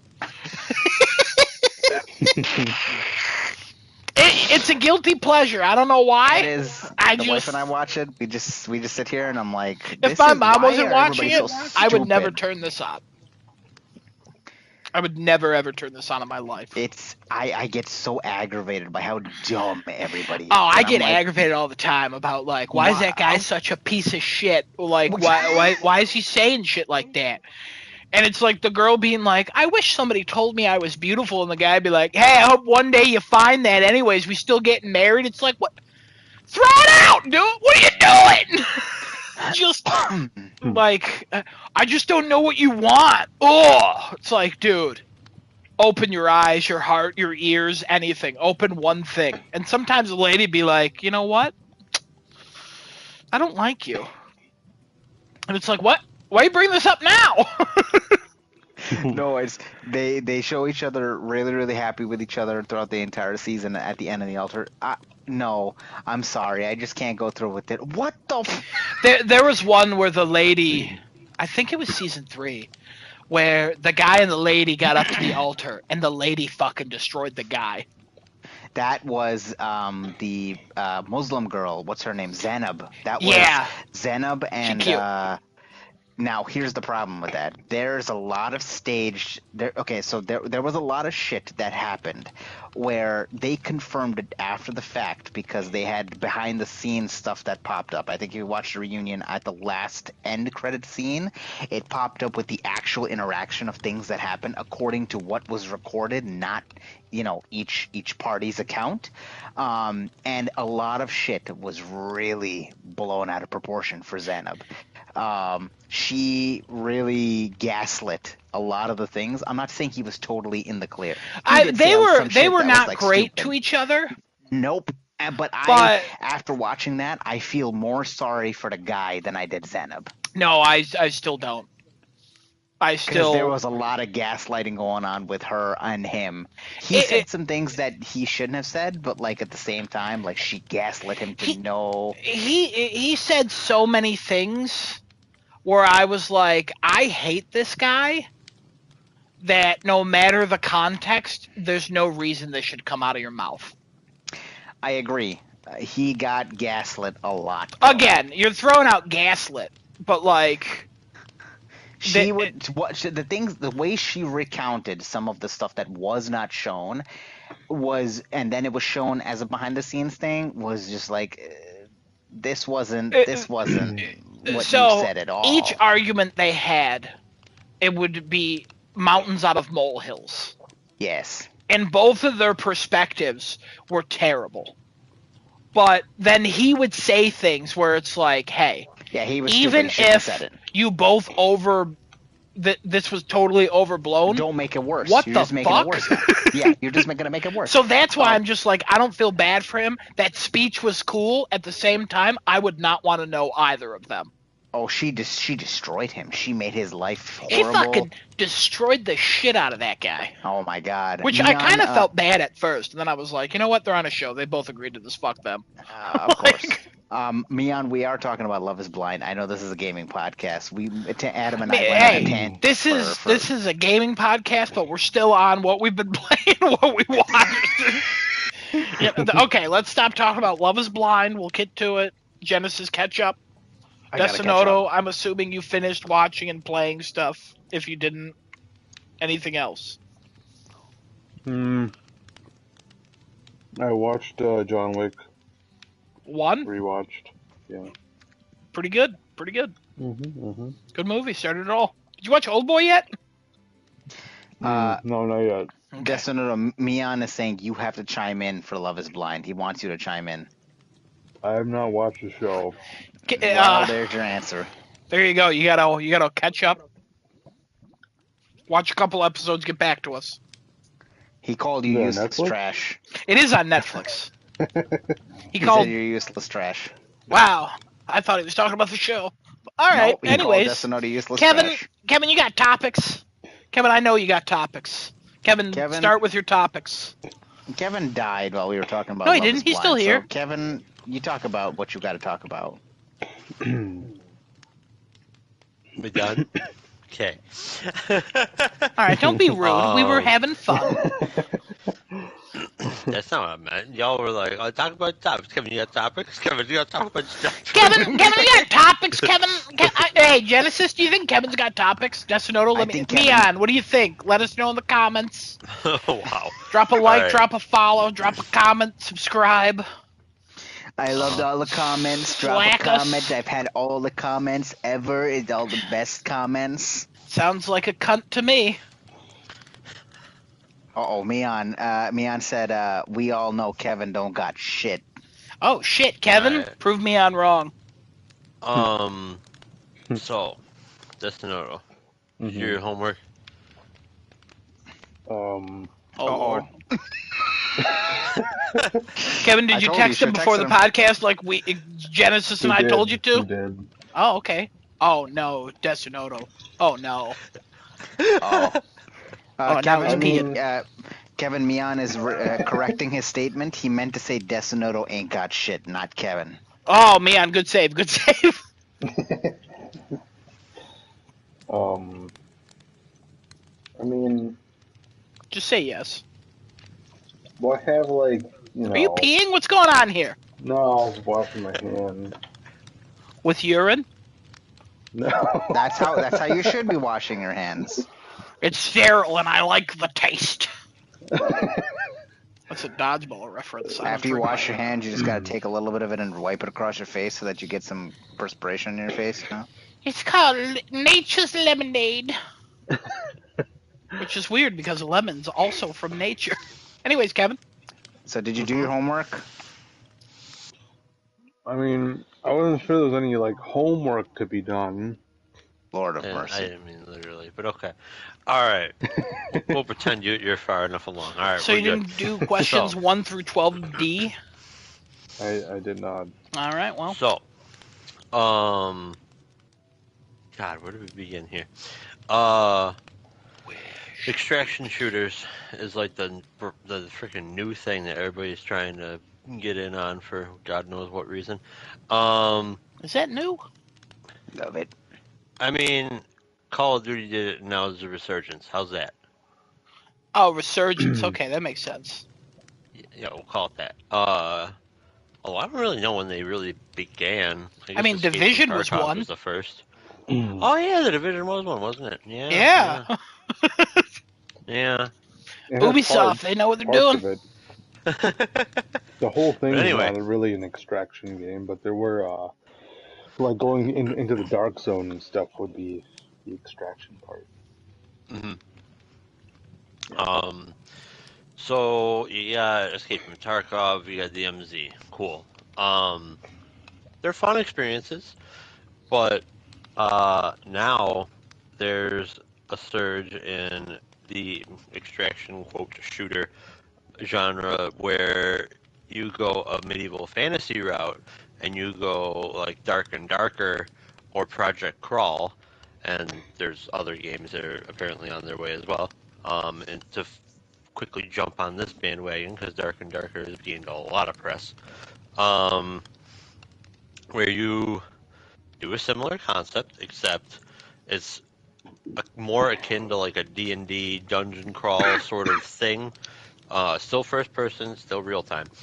But you pick like your class, you can level up, and through leveling up you get different abilities and whatever else you get. You can loot chests, you can go through rooms that have traps, there are puzzles to solve, you got PvE, PvP, whatever. And if you can get out of the various exits out of the dungeon, you'll keep all your stuff. You have a persistent inventory, great. Honestly, this route sounds a lot.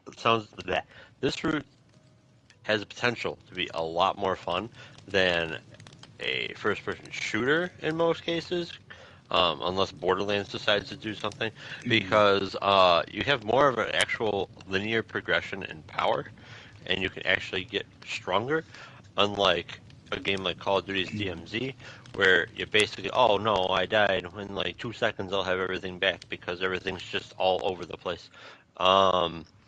In games like this, I think Escape from Tarkov kind of does a little bit of like progression where you have to, I don't know, have something to go into certain zones. I forget exactly if that's a thing or not. But potentially, as you level up, you can go into higher level zones, you can go into higher level dungeons, you'll have different things to fight monster wise because they'll be higher level as well. You'll get better gear, and then you can have things like, oh, you start out with this short sword, then you find a long sword, then you find a long sword +2 or whatever the shit. Long sword does cold damage, fire damage, whatever have you. And armor that continues to get stronger and stronger, so on and so forth. It'll be interesting to see where these games head because there's definitely going to be, like I said, there's like 3 or 4 big ones. The 2 I've heard of are Dark and Darker and Project Crawl, but there are others that have been mentioned, or there's been mentioned that others are on the way.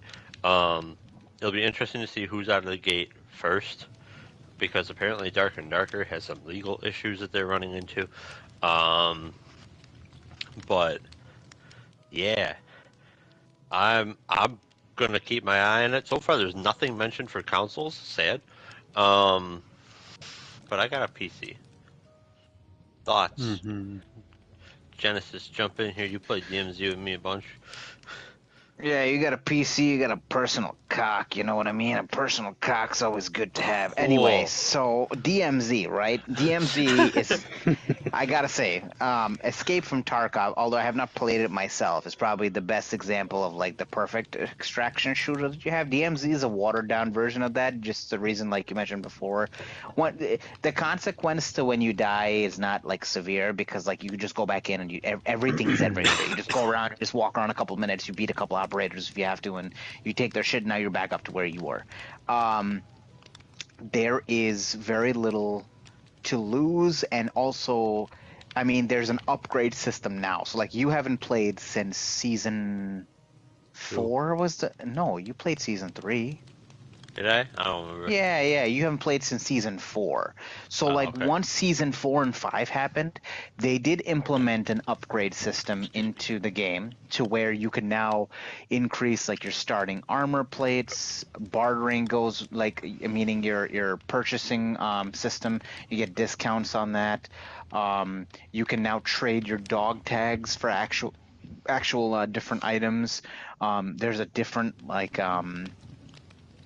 shop you can go to with other items that are not accessible throughout the game otherwise.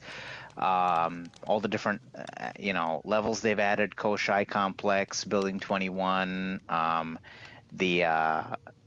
Apparently now there's going to be a night version of Al-Mazrah or Ashika. They're adding things in there, and they did mention that we're going to be continuing to support DMZ. But here's the thing: it's not going to be in Modern Warfare 3, which I don't think anybody was really surprised about, because we all, I think, saw that DMZ was going to evolve into whatever this zombies open world thing is that's coming in Modern Warfare 3. They did say they're going to continue to support it on Modern Warfare 2, and it'll be updated there. But in Modern Warfare 3, DMZ doesn't exist. Extraction shooter wise, though, this is the watered down version that I guess they could have really fixed. They could have really made better. But Activision and Microsoft now chose to do their thing and not really expand on it, not really do anything with it. So that's their loss. They could have made it into something great. Kevin and I had huge ideas for this, and we were like, oh my God. Around season 2, we were like, oh my God, they're going in a direction where they could do X, Y, Z. They could put this in the game. They could put that. They could have maps interlocking with each other so you can transport from one map to the next. Like, it was so many different things that they could have done and never thought about doing it. They just didn't care. Money grab, that's all it was.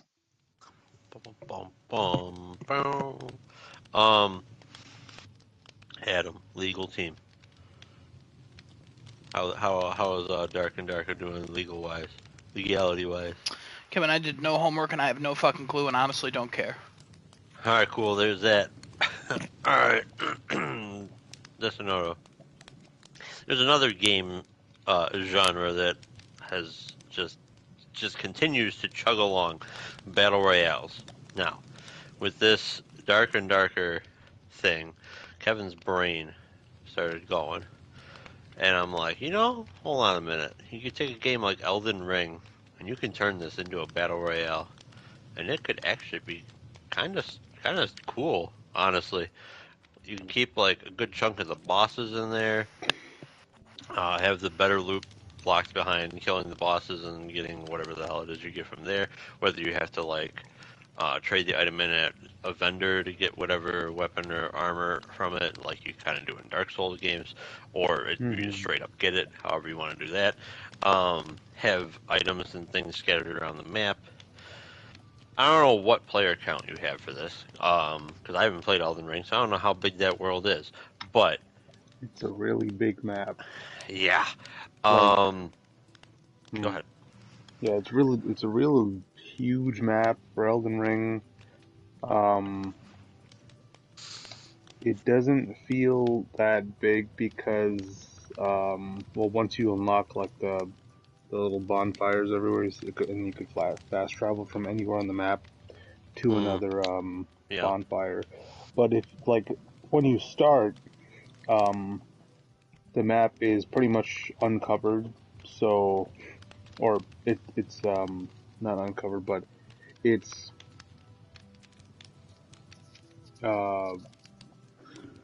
look. You don't really know anything on the map. Is what I'm trying to say. And you have to go around and kind of explore yourself to find out where every single thing is on the map. And Gotcha. At that point, the map feels like ginormous because you could spend hours in this one quadrant, just like doing all these little side things, hunting animals for animal skin or collecting flowers to make some other potion or something. So I mean, as far as the map is concerned, this would probably have to be, I don't know, sectioned off because it's just so big. Right. Real quick, I've done my research now, so I can chime in with the the lawsuit. Good job. Thank you. So, Iron Mace, the people making Dark and Darker, They were the original people who started that studio. Their names are Park and Choi. They used to work for a place called Nexon, and they left, and then they found Iron Mace, and Nexon was like, "Hey, you stole assets from a game in development called P3," and Park and Choi, or Iron Mace, as I will now call them. There's more people there, obviously, but they said it was anti-competitive bully tactics from Nexon, and Nexon said that no, this is just a classic. You just stole our IP and shit. That happened back in April.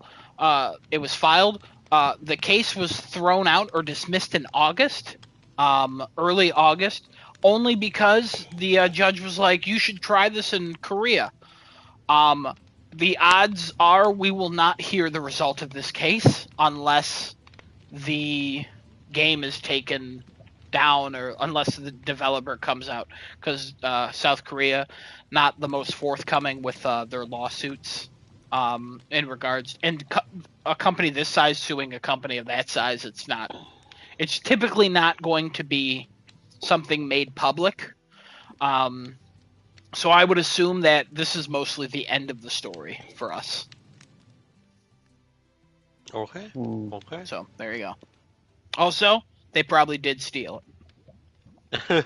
Just throwing that out there. Because they were like, we fucking worked on this. We're taking our work. And then they didn't have any right to it.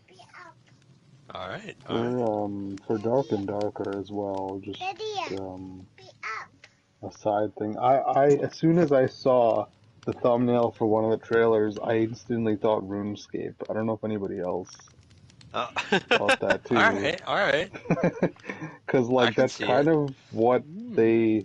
I feel like what they first showed maybe for that game is like like a medieval. Oh yeah. Kind of I mean that's a more of like an MMO game, right? This is not that, but No. The aesthetic was kind of similar, I thought. There's a video uploaded 10 hours ago called Impact Power: How It Really Worked, Dark and Darker. And the thumbnail for that video, very RuneScape. Yeah, even the logo. The logo's a little It looks RuneScape like too. the RuneScape logo. Yep.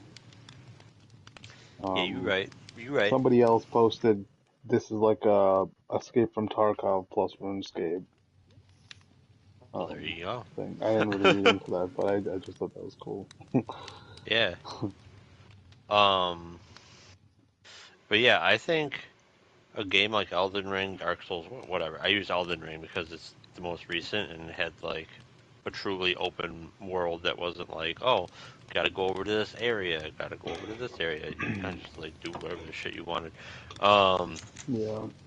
I think it could be an interesting like concept for a battle royale because you have both the PvE threat and the PvP threat, and yeah, okay, eventually like everybody like learns the bosses or whatever, but like battle royales have seasons. Every season, just swap out the bosses, swap out the world, whatever the hell you want to do. I don't know. What do you think, Destino? You play these games all the time. It would kind of be it would be like a bigger extension of the multiplayer system they have. Because you can have like a team of people invading somebody else. Well, that's true. Yeah. Forgot there's team invasions. Yeah, because you can have more than one person. I don't know if the max is like 3 or 4. But I know I've seen like a bunch of Dark Souls videos, where people would be going as like little squads, just invading other people's worlds and just playing with them. Yeah. Just like toying with them, or even sometimes helping them, like showing them where to go and what to do. Mm-hmm. So I guess this would be like an extension of that on a much larger scale.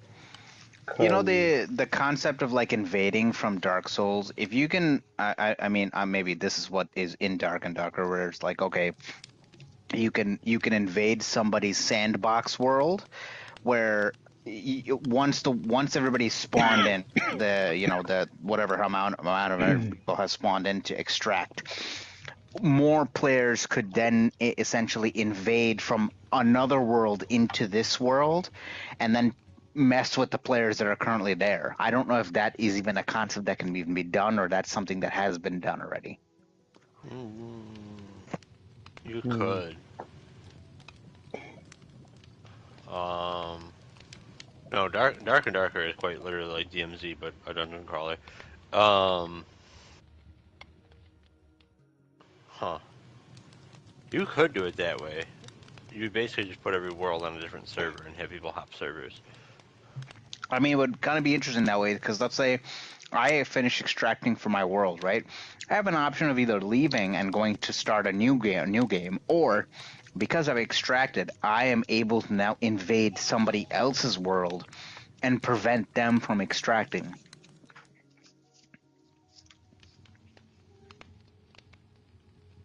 I mean, what? So you would have a target Exactly. to like kill?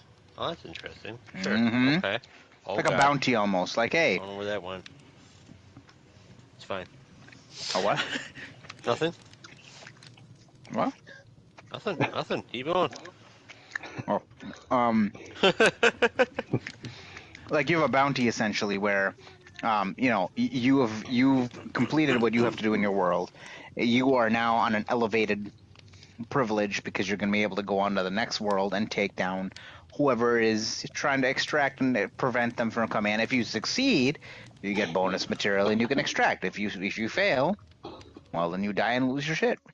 I mean, you could just, yeah, I mean, you could just get an item. You don't have to necessarily even extract. You could just have the same items that Dark Souls has had to invade other people. Is it true too? Except this time it's like, oh yeah, here's your target. It's like contracts, actually. Here's the contract to From take down DMZ. these players. Yeah. Yeah. Hey, you have an option of going into this different map where there's 12 people still remaining. They're all trying to extract, and your contract is to eliminate every single one of them. You could even go even further with this, and instead of doing like a battle royale, just do like a multiplayer battle game thing, and have like people align themselves as factions and shit. Because there were so many of those goddamn Factions? things in Dark Souls. Factions were a thing that, remember, we were supposed to get in, or we were expecting in DMZ. I shouldn't say we're supposed to get. We weren't promised anything in goddamn DMZ. It was essentially something we were expecting because we're like, oh yeah, you could definitely put factions in here. People working for different companies, Shadow Company, Phalanx. What are the other ones? White Crown or White Lotus and Crown and things like that. And essentially, if you complete your faction mission of eliminating the opposing team or another squad of a different faction, you'd essentially get like rewards that you would normally have not got. The extraction-based shooter is now only reaching like its like adolescent years, I guess, if I'm saying that correctly, where like it's still pretty new, but it's coming into age of like, okay, more and more ideas can get tossed around, and eventually we can come up with this awesome formula. It's kind of like how the battle royales went. Like the battle royales reached their peak, and now they're in their old age and they're coming down essentially because people are sick of battle royales and they don't want them anymore. I think that's where the birth of extraction shooters happened. Well, Escape from Tarkov has been around for a while, so I wouldn't say that's where the birth of it was, but that's where the spike of popularity happened, especially with DMZ coming up from Call of Duty.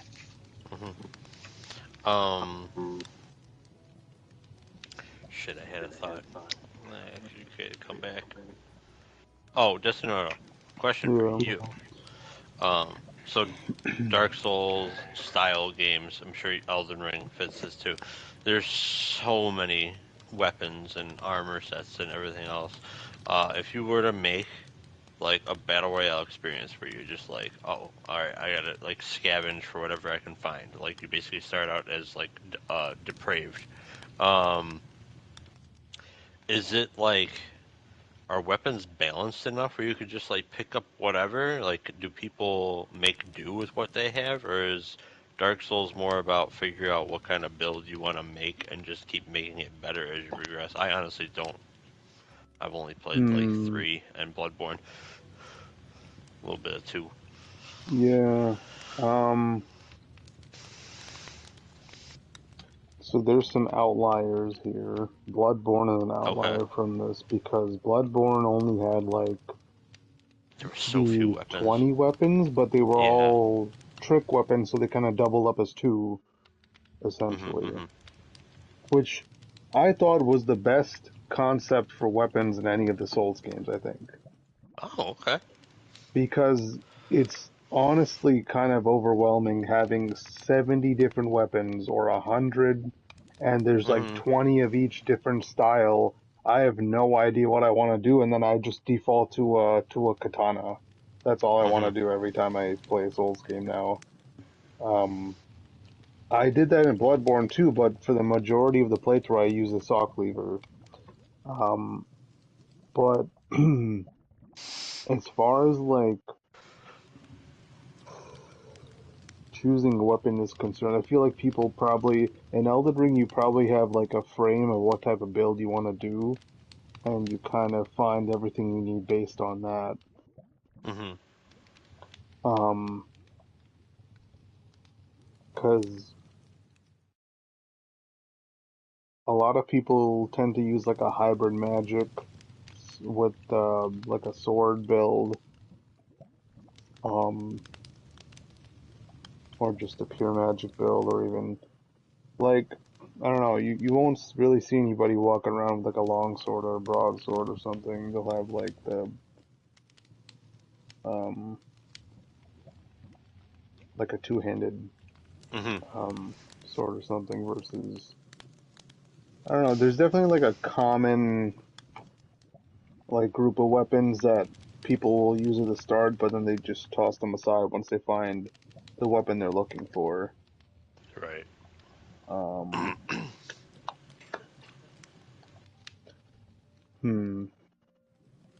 I think if they were to do something like the Battle Royale, though, an interesting way would be like rotating weapons instead of having just a large bank. So there's less Oh, choice okay. Yeah, and there's yeah. a more focused group of weapons people can pick and choose out of.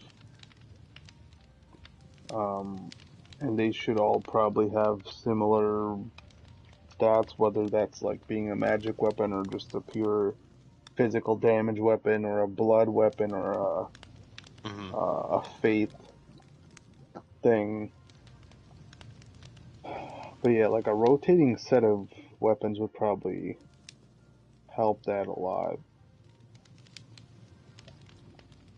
Yeah, I do get that. I like that. I Okay. don't know if I could speak for all the people who love like the hundreds of weapons you have for all the other Souls games, but I thought the lack of just like blatant variety was actually one of the coolest things about Bloodborne, Mhm. and that each weapon counted as two because they transformed into something else, almost to make up for any disadvantage that weapon had. Because the saw cleaver was a short range, Mhm. um, cleaving like sword type weapon, and when you transform it, it turns into a long range weapon that can control crowds Right. and kill things at a distance. I remember But the weapon I used. It was funny. which one did you use? What the hell was it called? I think it was Ludwig's Holy Blade. Is that what it was called? Mm, Um, yeah, I the found that. giant magic sword. Yeah, I loved the transition for that because it's like I'm gonna take this sword out of its sheath. Now I'm gonna put the sword back in its sheath and just pick up the whole fucking thing and hit somebody with it. Yeah, that was very. See, that was one of the like different weapons too, where I guess it just enhanced the weapon more Yeah, when you transformed it versus turning into something different. yeah. I liked that stuff in Bloodborne, and then I also liked Dark Souls 3. Um, God, I don't remember the name of the Hmm. weapon, but there's this. I'm pretty sure it's classified as a great sword, Hmm. broadsword, one of the two, where it comes with like a little sickle sort of thing as well that you can like stick in the ground and you do this huge like spinning attack or like as you move around the sickle you've stuck in the ground and take it back out. And Oh, like you have this completely different move set with this weapon. I wish I could remember what the hell this stupid and that thing was was in Dark Souls called. 3? I thought it was. Oh. It's in like a swamp area. Well, I was using it in a swampish area. I thought it was 3. Let me give it a look here. Give me a look, Daddy. What? Give me a looky look. I'm gonna try to find it. Good luck to me. Oh, good luck, Daddy. You're gonna strip. What?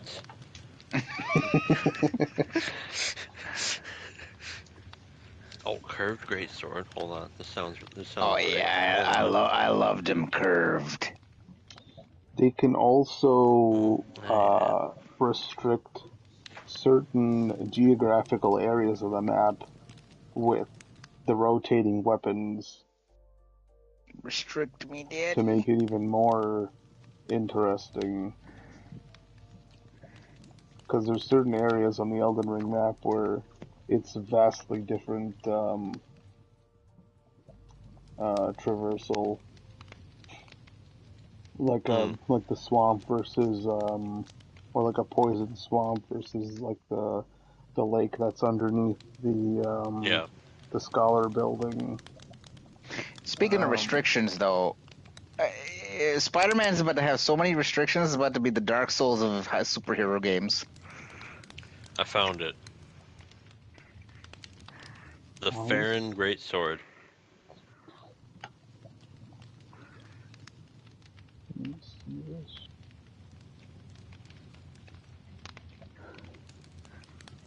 I'm about to turn on fall damage in Spider-Man. Farron Greatsword. So this is like a 2-piece weapon? Yeah. Oh. Yeah, so you Oh, this take is very different. that little sickle thingy there, you just take it and like put it in the ground and then like swing yourself around while slicing with the greatsword. It was freaking great. I freaking love That's the damn thing. crazy. Hmm. This is pretty cool.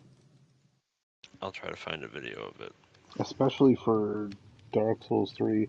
I mean, maybe I didn't play enough of Dark Souls 3. I don't know. To like see Yeah, all the different weapons. yeah. I don't remember where I got it. I thought it was like midway through the game, but I could be wrong.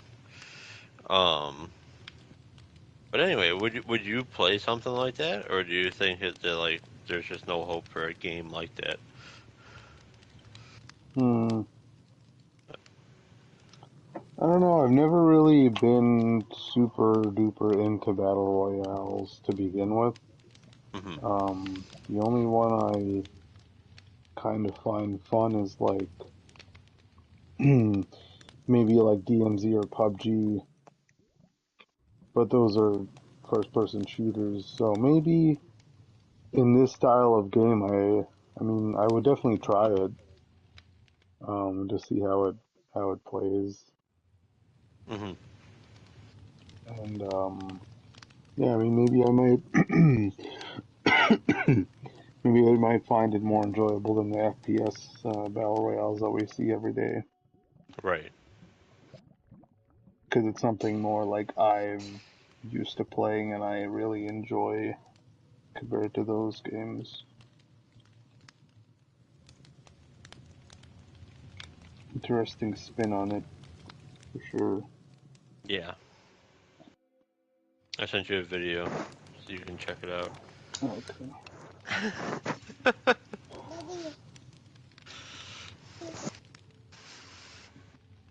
All right. Any final thoughts before we move on to whatever the hell the next thing is?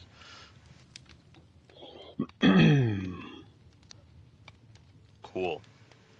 Moving on. I'm done. Moving Next person. on. Moving on. Who else got topic this week? Nobody?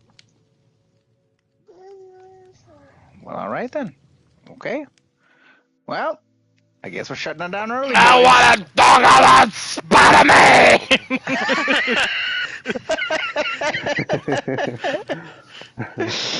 Oh, damn. All right, Adam, let's talk about Spider-Man. I mentioned before, this is going to be the damn Dark Souls of It's definitely superhero not. games. It's definitely not going It to be is. that. No, it's not Listen, going to be that. you- No, I heard you what are you said. I just going to- didn't say anything because I'm in a nice to Genesis time. What, I All said right. something stupid? Yeah, I didn't say that. All right, I wouldn't say that. Absolutely not. But Absolutely not. you're saying you're in an isogenesis thing, right? That means I said something dumb. No, that's not what that means. That's definitely not what that means. You're a good Oh, guy. You're really? a smart Because the guy. whole You got time- good oh. thoughts. No, Okay, I'm just. alright. I didn't say anything because my initial reaction was like, "What the fuck is that man talking about?" Because you But then I have- thought you about have- it. I thought about what you were saying. I thought about what you were saying. It's not going to be the Dark Souls of superhero games. Play Batman on Arkham Knight difficulty. I am aware of that. Where you get The one difference hit. Here, the difference here is that you have a slider to increase or decrease the accessibility of your swinging. So if you want to have like the easiest swinging possible, you put the slider to a 10. Did Hey, you read do the article? I read through the article. You have swinging that you can change essentially the trajectory, the way you're actually going for swinging. Oh my god. Yeah, so the original game and this game, it automatically puts you at a 10. Because it's assisted swinging. It's supposed to be easy I'm for gonna everyone. Turn it off. And people were like, I want Spider-Man PS2 swinging, and Insomniac was like, no. And then all of a sudden they're like, hey, accessibility. By the way, we added that since our swinging is so easy, we can lower it. You can get fall damage. You can have a time. And if you want to be a master of swinging, you can lower that shit and fucking train yourself to be a master. And I can't wait to see tricks do it. of video. I know you are. You're a sick man. Oh yeah. Maybe on my second or third playthrough, so maybe that Saturday I might do it, but like, I don't know. You know? Maybe on the 21st I'll do it. But, depends. But, yeah, just in general, the Spider-Man hype, 16 days, guys, 16 days. Very excited. The more information that comes out about this game, the more I'm like, they're doing it all right. They're doing it all right. Like, they're figuring it out. They put out, did you watch that trailer, Genesis? The CG one that you were telling me, but the Be Greater one, no, I didn't see it. Be Greater Together. The Be Greater one is the 2018 game. But there's Greater two Together. Spider-Man now, so it's Be Greater Together. It's so good. It's so good. Oh my god, it's so fucking good. I've watched that 10 more times since I last talked to you about it. So I'm in viewing like 20 something at this point. Cause it's just like I'm ready for Spider-Man. I'm hearing the platinum is easy. Yes, Kevin? How good is it? That's pretty good. I'm hoping it's good.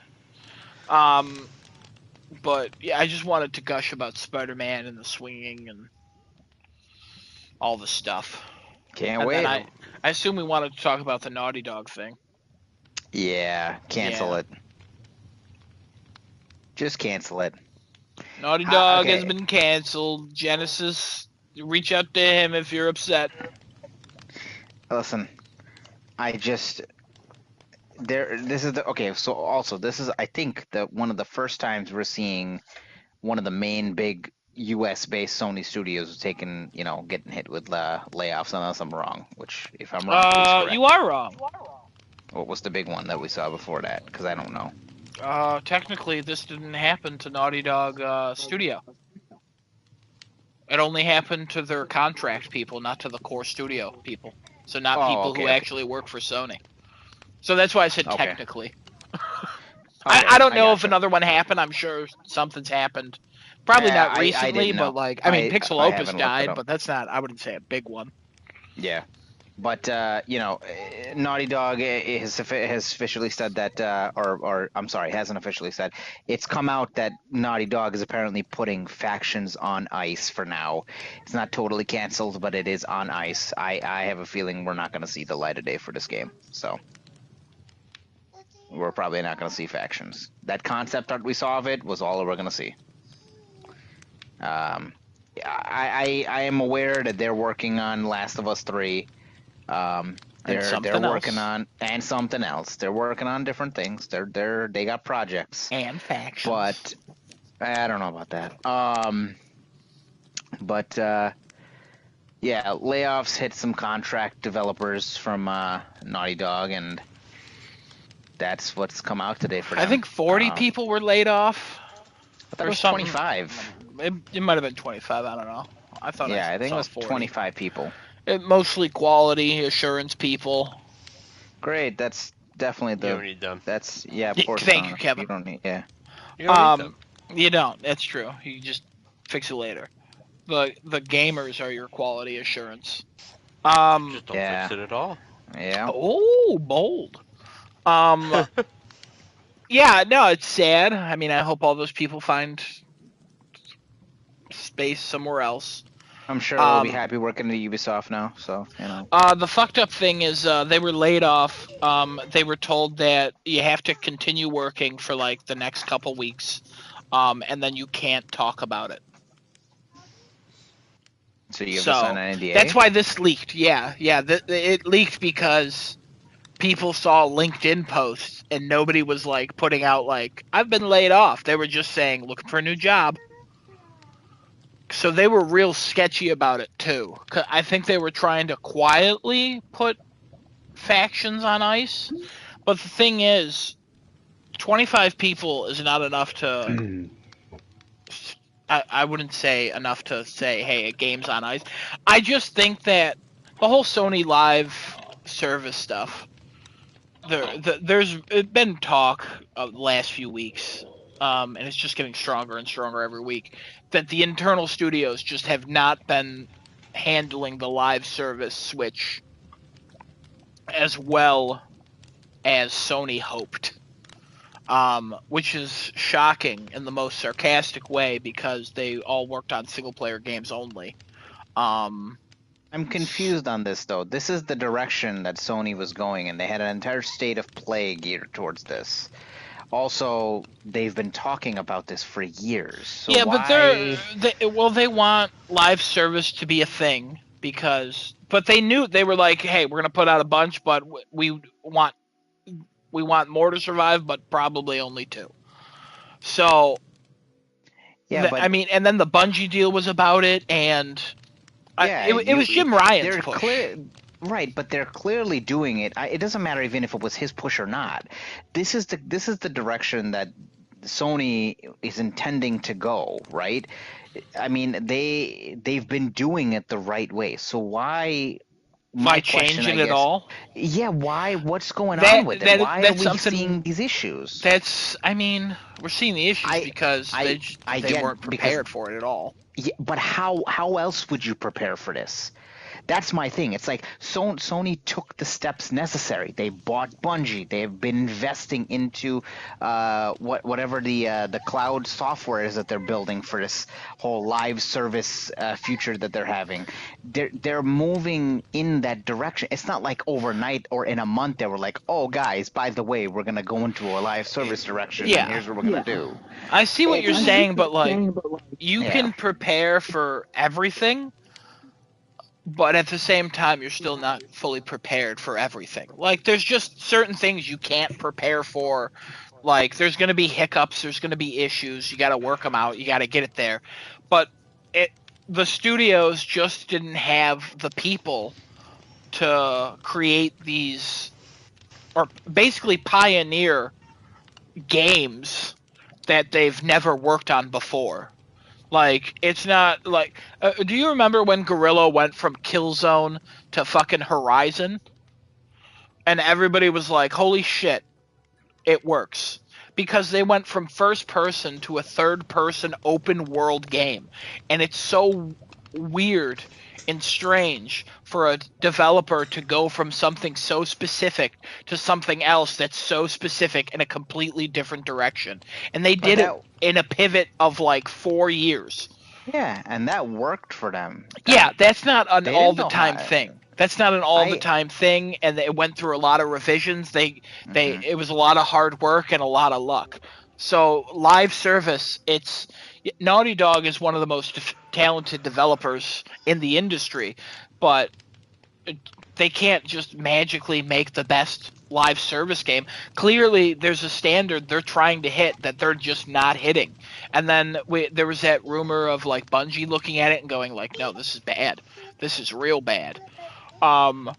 So we don't know everything that's going on behind the scenes, but I'm curious as to how all this came to be. Like, were the studios asked, "Do you want to do a live service?" And they were like, "Yeah, let's give it a shot," or were they like, "You have to do a live service"? Because usually, I would assume. Yeah, go ahead. Usually they say Sony's so good at being like, "Make what you want. If you can convince us, we'll support it." That's usually what the studios always said about Sony. But then there was this live service push, and I hate to bring this up every week, but like, we don't know what's coming out other than Wolverine, and nothing else is confirmed. That's single player. Everything else is we have definite, like, clearly they're making it, but nothing else is actually confirmed. I would have to assume the live service was a direct order, not a request, but an order from Sony that, hey, this is the future we're going to go for. And we need you all aboard this future because this is what's going to keep us profitable. This is what's going to keep us making money. This is what's going to keep you guys in business. You guys can continue to choose what you want to do with your single-player games. We will never step on your toes for the creativity and the love and everything you pour into those games. But here's what we do need from you. We need you to create live service titles that are going to either use the IP, use a brand new IP, and also sustain themselves for more than 2 years. That sounds like something Sony would be like, hey, this is the directive of the company. We need you to do this. And if you don't know how to do this, well, we've hired help. Figure it out, get it done, because this is what we have to do. I actually disagree with that take. Okay. Because I don't think Sony would be. I would first of all, I would love to think, but also just based on how every developer has ever talked about Sony, where they're like, they never tell them what to do; they just agree or disagree. And I have to imagine that internally, Sony was like, "Let's push for live service. If you have ideas, bring them forward." And I bet studios were like, "I have an idea." Because Sucker Punch made Ghost of Tsushima and then a wonderful multiplayer game that's inside Ghost of Tsushima. We have not heard any rumors of a Ghost of Tsushima live service game. And I don't think Sucker Punch would ever want to make one. They would probably do another multiplayer, but they're not going, hey, we got to make a live service Ghost of Tsushima. I'm sure Sony would love that, but I don't think Sucker Punch is like being forced to make one. Horizon, I could see Guerrilla wanting to do that. Like, hey, we got a team. Sony probably was like, we'll give you funding. We'll get some outside help. We're making an acquisition with Bungie, like we're working with them so you can get help there, and then we got those server farms and everything we're doing, and then that cloud-based thing that they teamed up with Microsoft a couple years ago with. Like, there's so many things where I would like to think that Sony was like, hey, if you have an idea, we're feeling generous, we will greenlight it. And then factions, I could see factions being a Naughty Dog thing, being like, hey, a lot of people liked the multiplayer. I feel like it's their scope got too large, and then it just kept getting larger and larger and larger, and then they're like live service, and then it's just been getting too large still. And then that whole Bungie talk about it, and yeah, I would like to think that's not what happened. But I do see what you're saying. though. If I go with your thought, though, right? If I go with your thought and I assume that Sony's being the nice guy and saying, hey, if you have an idea, come to us and let's talk about this and let's see if we can get you where you need to be. You have the resources. You've made the proper acquisitions. In the past 5 years, and I'm just taking the last 5 years, Sony has made very strategic acquisitions to further position themselves in the future to be able to achieve what they want to and what they've been talking about. Am I wrong or am I right there? No, you're right. Okay, so if you're taking the necessary steps to do, and I'll make a comparison here. Microsoft in the last 5 years has done big acquisitions, but it's not to secure a future that they like. This is their goal for their future. They're just trying to get capacity, right? They're just trying to get as many things under their belt so they can fill Game Pass. I would Because argue the that's more- the future as well, because also the King thing, part of Activision, where it's all Yeah. about mobile stuff, and Yeah. So they're just they're it's not a different looking path, to, but it's still the future. It's yeah. They're not looking to strategically acquire to get to a certain point of like, okay, here's what we want to do, here's what it is, here's what like we need to be. They're just looking to say, okay, we have this service. We just need to load as much stuff on this as possible and spread it as far as the eye can see. Right?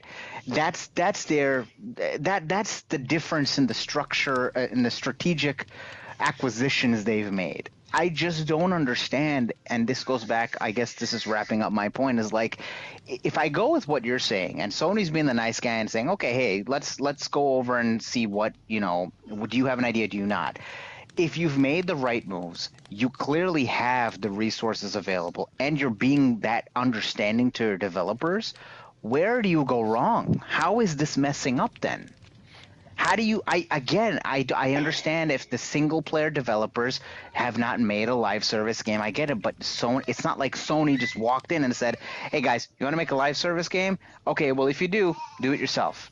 I don't get it. I don't understand where it's falling apart. Like factions, bro. No goddamn excuse for factions. I'm sorry. There's no stupid excuse for it. I don't care how big the damn thing got. You literally have the resources of Bungie to do what you got to do. Yeah, and it was supposed to be a what's happening? multiplayer part of a game that came out 3 years ago. So, like, yeah, this is 3 years. I know. Nobody even confirmed this for a year, right? We're No, not even saying. they hey, said- factions. Oh, did they? yeah, they put out a letter immediately, and they're like, "This is not launching with Last of Us. It's its own thing now." And then and then they didn't talk about it for a year after that.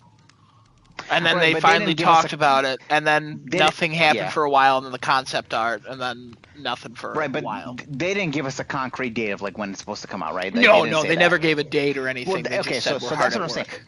As the community, right? As members of the community of PlayStation here, right? We are not asking that Factions comes out tomorrow or next year or next month. I Would we love it? I honestly asked last year and the year before. So I mean, that's fine.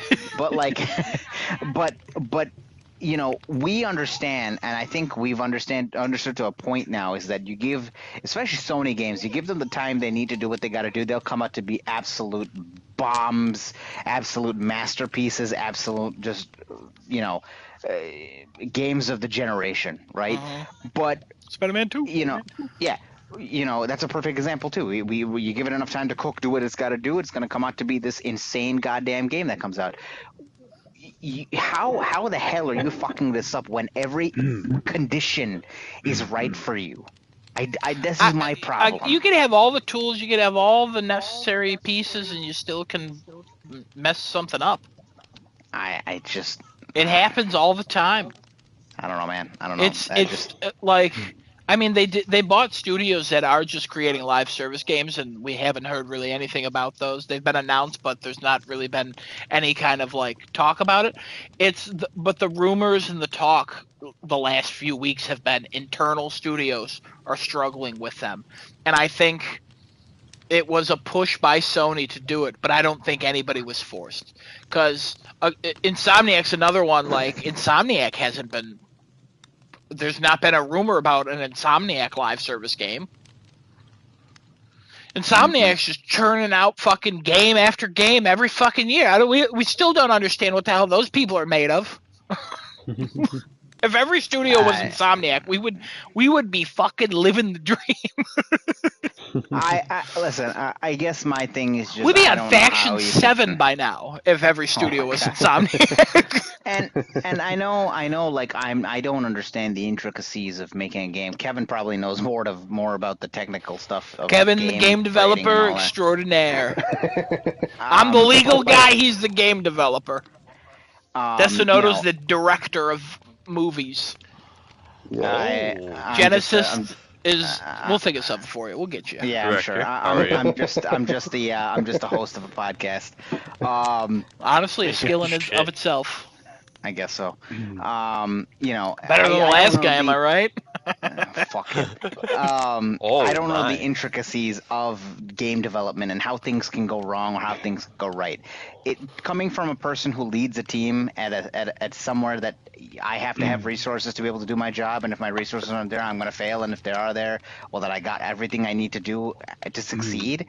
It's just difficult to understand how a team can fail or have trouble or be, in hot water for doing things, and then put a giant project like Factions on ice. Yeah, I don't think they haven't publicly come out and said that. Oh yeah, it's on ice. Okay, there has been no response, which makes me nervous because this is all still obviously just talking of unofficial sources saying this and that. I would love for them not to have a response. It's Jason Schreier and. It is Schreier. Yeah, okay. Yeah. It's all like legit reporting and like. Ooh, this is the closest to an official response that we're gonna get so far, but like. I would love for them not to say anything, and then December a fucking gameplay trailer. I would love that so much. Honestly, I don't want to hear anything more about Factions until they actually have something to show. I don't want them to say, "Hey, it's not coming," or "Hey," just treat it like Agent. Never mention it again until, like, it all boils over. At this, I honestly just fucking make games. I just want to know what the fuck is coming that I can play by myself in the comfort of my own home, and then talk about it with friends and gush about them forever, and talk about the moments I cried and everybody being like, "Why the fuck did you cry there?" And I go, "I don't know. I'm a baby. Leave me alone." Like. Spider-Man, Atreus. Loki will go. Atreus remains. Like, I'm just so ready. I'm so ready. Excuse me. I need Sony to figure out what's going on. I need a new CEO of PlayStation. I need them to be more open. I need a lot of things from Sony right now, and they're just not doing those. Also, I need to know about the Wonder Woman game. Not related, I just think about it all the time. So, anybody else have any thoughts on this? Genesis and I kind of got our thoughts out. Anybody disagreeing with us? Agreeing? Differing Kevin, opinions? Got any thoughts, Kevin? Nope. Destinoto, you got thoughts? Kevin, you really got no thoughts? Wow, okay. I mean, we've seen a game get delayed and delayed and delayed before, right? That's nothing new. Mm-hmm. In regards to Factions being unofficially delayed. I don't know, you could delay a game that doesn't even have a goddamn release date. Internally delayed. Yeah. That's what that would be called. Stupid.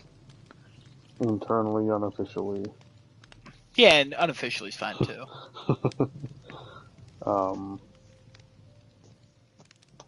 But yeah, I mean, a dev like Naughty Dog, who's only ever made what they've made, which is literally just single-player games. And good multiplayer experience on those games too. Right, yeah. Good, like, unique multiplayer experiences in those single-player games, because there's not a game that I played that feels like The Last of Us multiplayer, No. like at all. I don't think there's not a multiplayer experience like that. And Which Kevin would say it that's a has good its thing. own, yeah, it has its own issues, right? Like any other multiplayer game, but I've yet to play a game that's like that. And Factions was supposed to fill in Cancel that it. void, but Cancel it.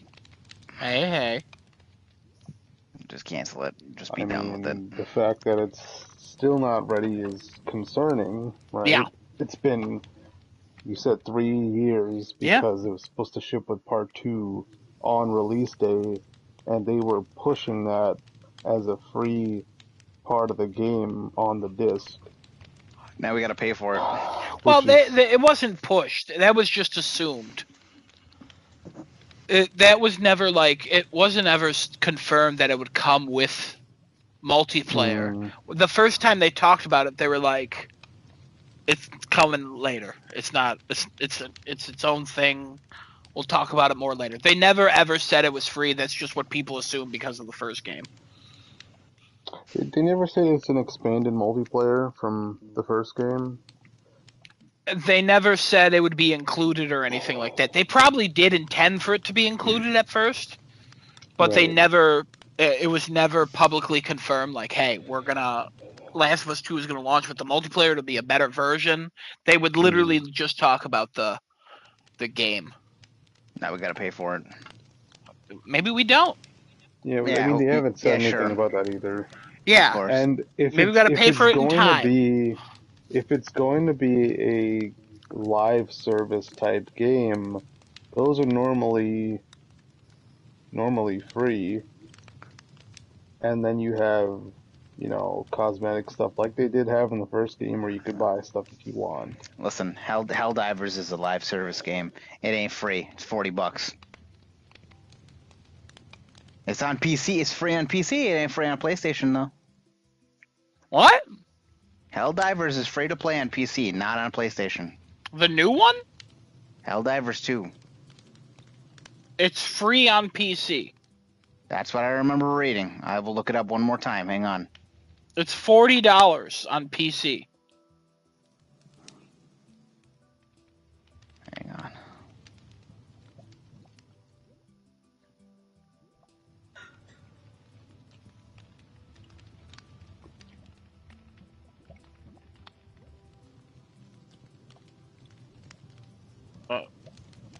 Hold on. I'm looking. Oh, I well. swear to God I read this.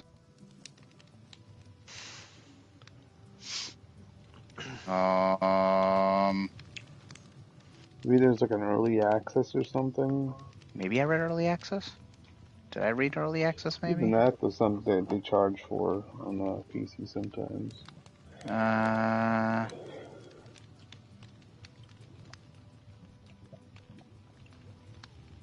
Oh, no, this is what I read. Okay, I read this slightly wrong. I apologize.